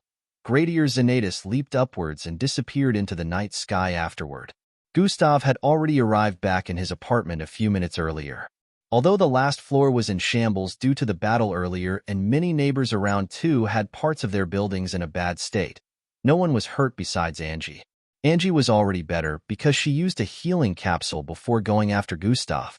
Several officials could be seen in the neighborhood. They were sent by the MBO to make repairs. Those whose apartments were in a very bad state had to stay out and wait for repairs to be done. So even though there were no casualties, Indrik's actions had caused inconveniences for a lot of people, Angie's family included. Gustav's apartment wasn't in a bad state, so he let Angie's family in. When Angie got back, she asked for her family and was informed that they were currently within Gustav's apartment. She gulped down saliva nervously as she hadn't expected that she would still be seeing Gustav this night. Her plan was to think extensively throughout the night so she would come up with the best way to address the issue that may have caused a dent in their current relationship. Now she just didn't know how she was going to address him. Angie arrived in front of his door and knocked several times. SSHHH. The door slid open, and Angie saw her brother Phil standing on the opposite end. Where's Gustav? She asked as she walked in. Big brother Gustav said he didn't want to be disturbed. He's in the room doing that thing. What did you call it? Bloodline channeling.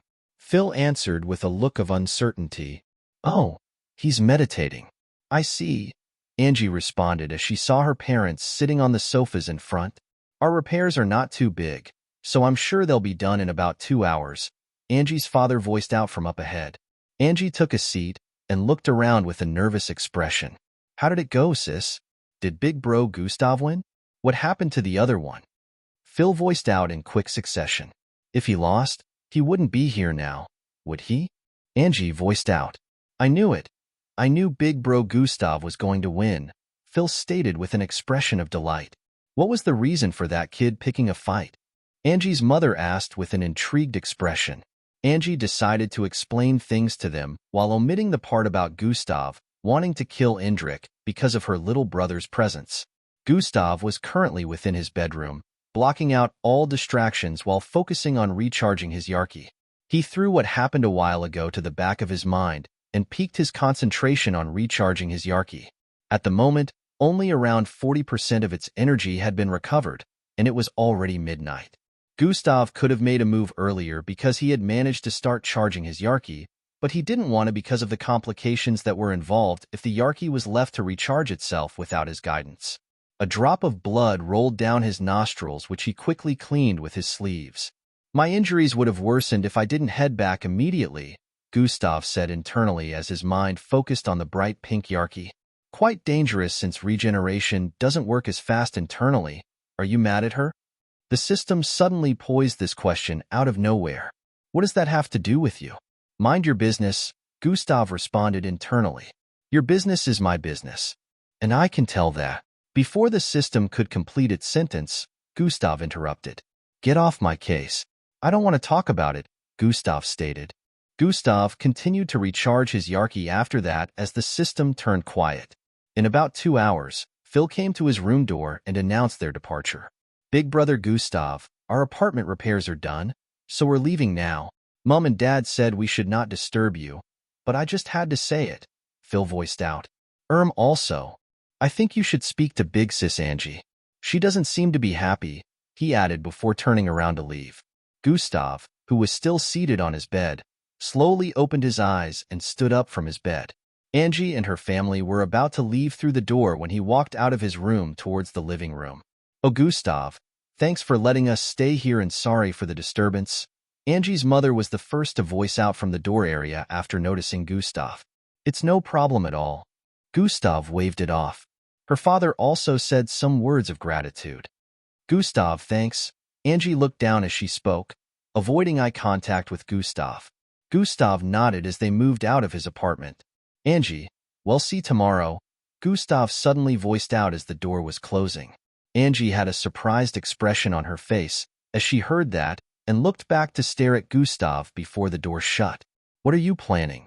"None of your business. You'll have to wait till tomorrow to find out," Gustav said as he walked back towards his room. Within the MBO tower, Indrik could be seen within a small room where a holographic monitor was placed in front. His white uniform had been stripped off him, and he was currently in a black outfit. He seemed to have just regained consciousness as he was currently checking himself out. Even though his injuries had been taken care of, there were still some scars that hadn't completely disappeared, which was why he had bandages wrapped around his face and neck. On the holographic monitor, a man in uniform could be seen speaking. "Your punishment for these offenses are as follows."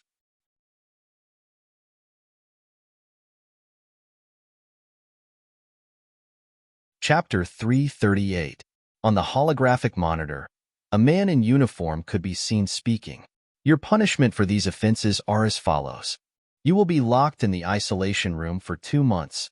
The man on the screen started stating, "You will only be fed once every 2 days. You will undergo character evaluation every week. And if no changes have been discovered, an extra 1 week will be added to your isolation time. You will not be joining the others at the start of Year 1 training. Your..." As the man kept listing out Indrik's punishments, meanwhile Indrik was in his thoughts.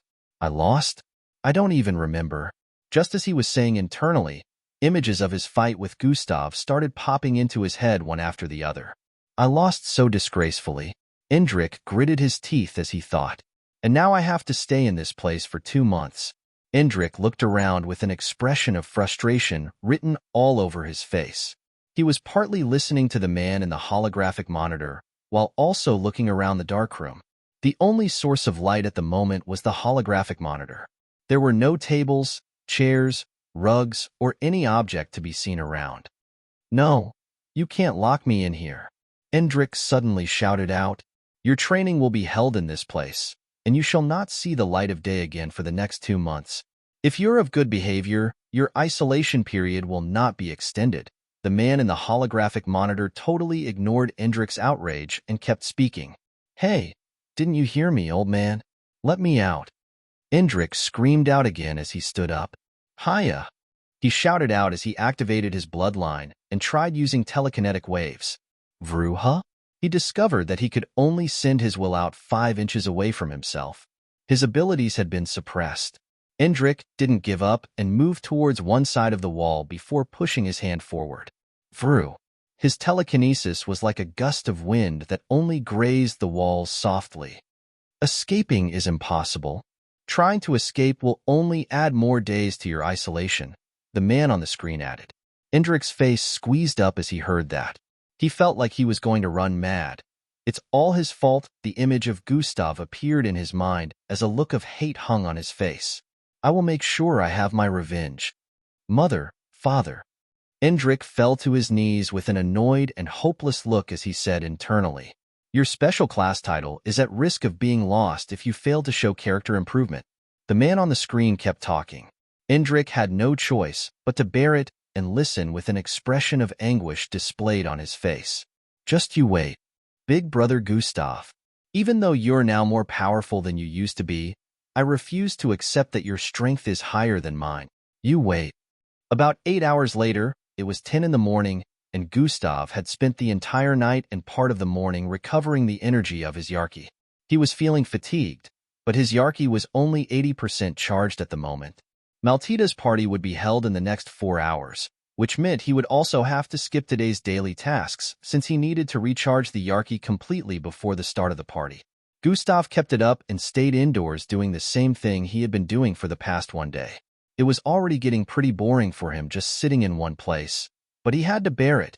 He had decided that he would never let his Yarki run out of energy anymore, since that was what brought him to this state. Within a luxurious-looking study, a man in a blue business suit sat on a reading chair. A guard in a full black bodysuit was standing in front of him, voicing out some reports. All right. They'll just wait for the kid's answer first. Young Joe voiced out. If he fails to agree to my demands, we move on to his brother.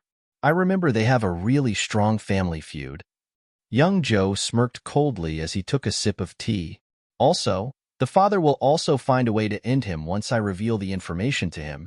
Young Joe's mind went back to 2 days back when he visited Gustav.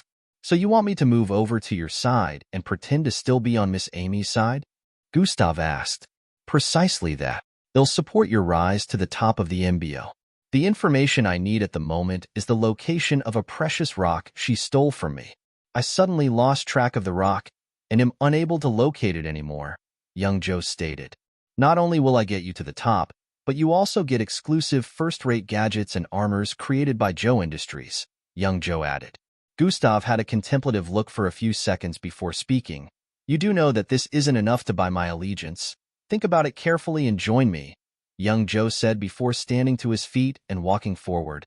He arrived at the right side of Gustav and looked forward before raising his left arm and tapping Gustav's shoulder twice. My father doesn't have to know about what you did to Hung Joe. It can remain between your Miss Amy and us, of course, he voiced out before turning around and walking towards the door. Gustav's eyes squinted. He didn't try to deny it or say anything. It was pointless to argue because he could sense the certainty in his voice. Young Joe walked out and left Gustav to wallow in his thoughts. His little brother is in an awful state at the moment. It's the perfect time to make use of him too, young Joe said with a light burst of laughter. But Sir Young, you said you were only going to implement your plan to use him if Gustav doesn't accept your offer.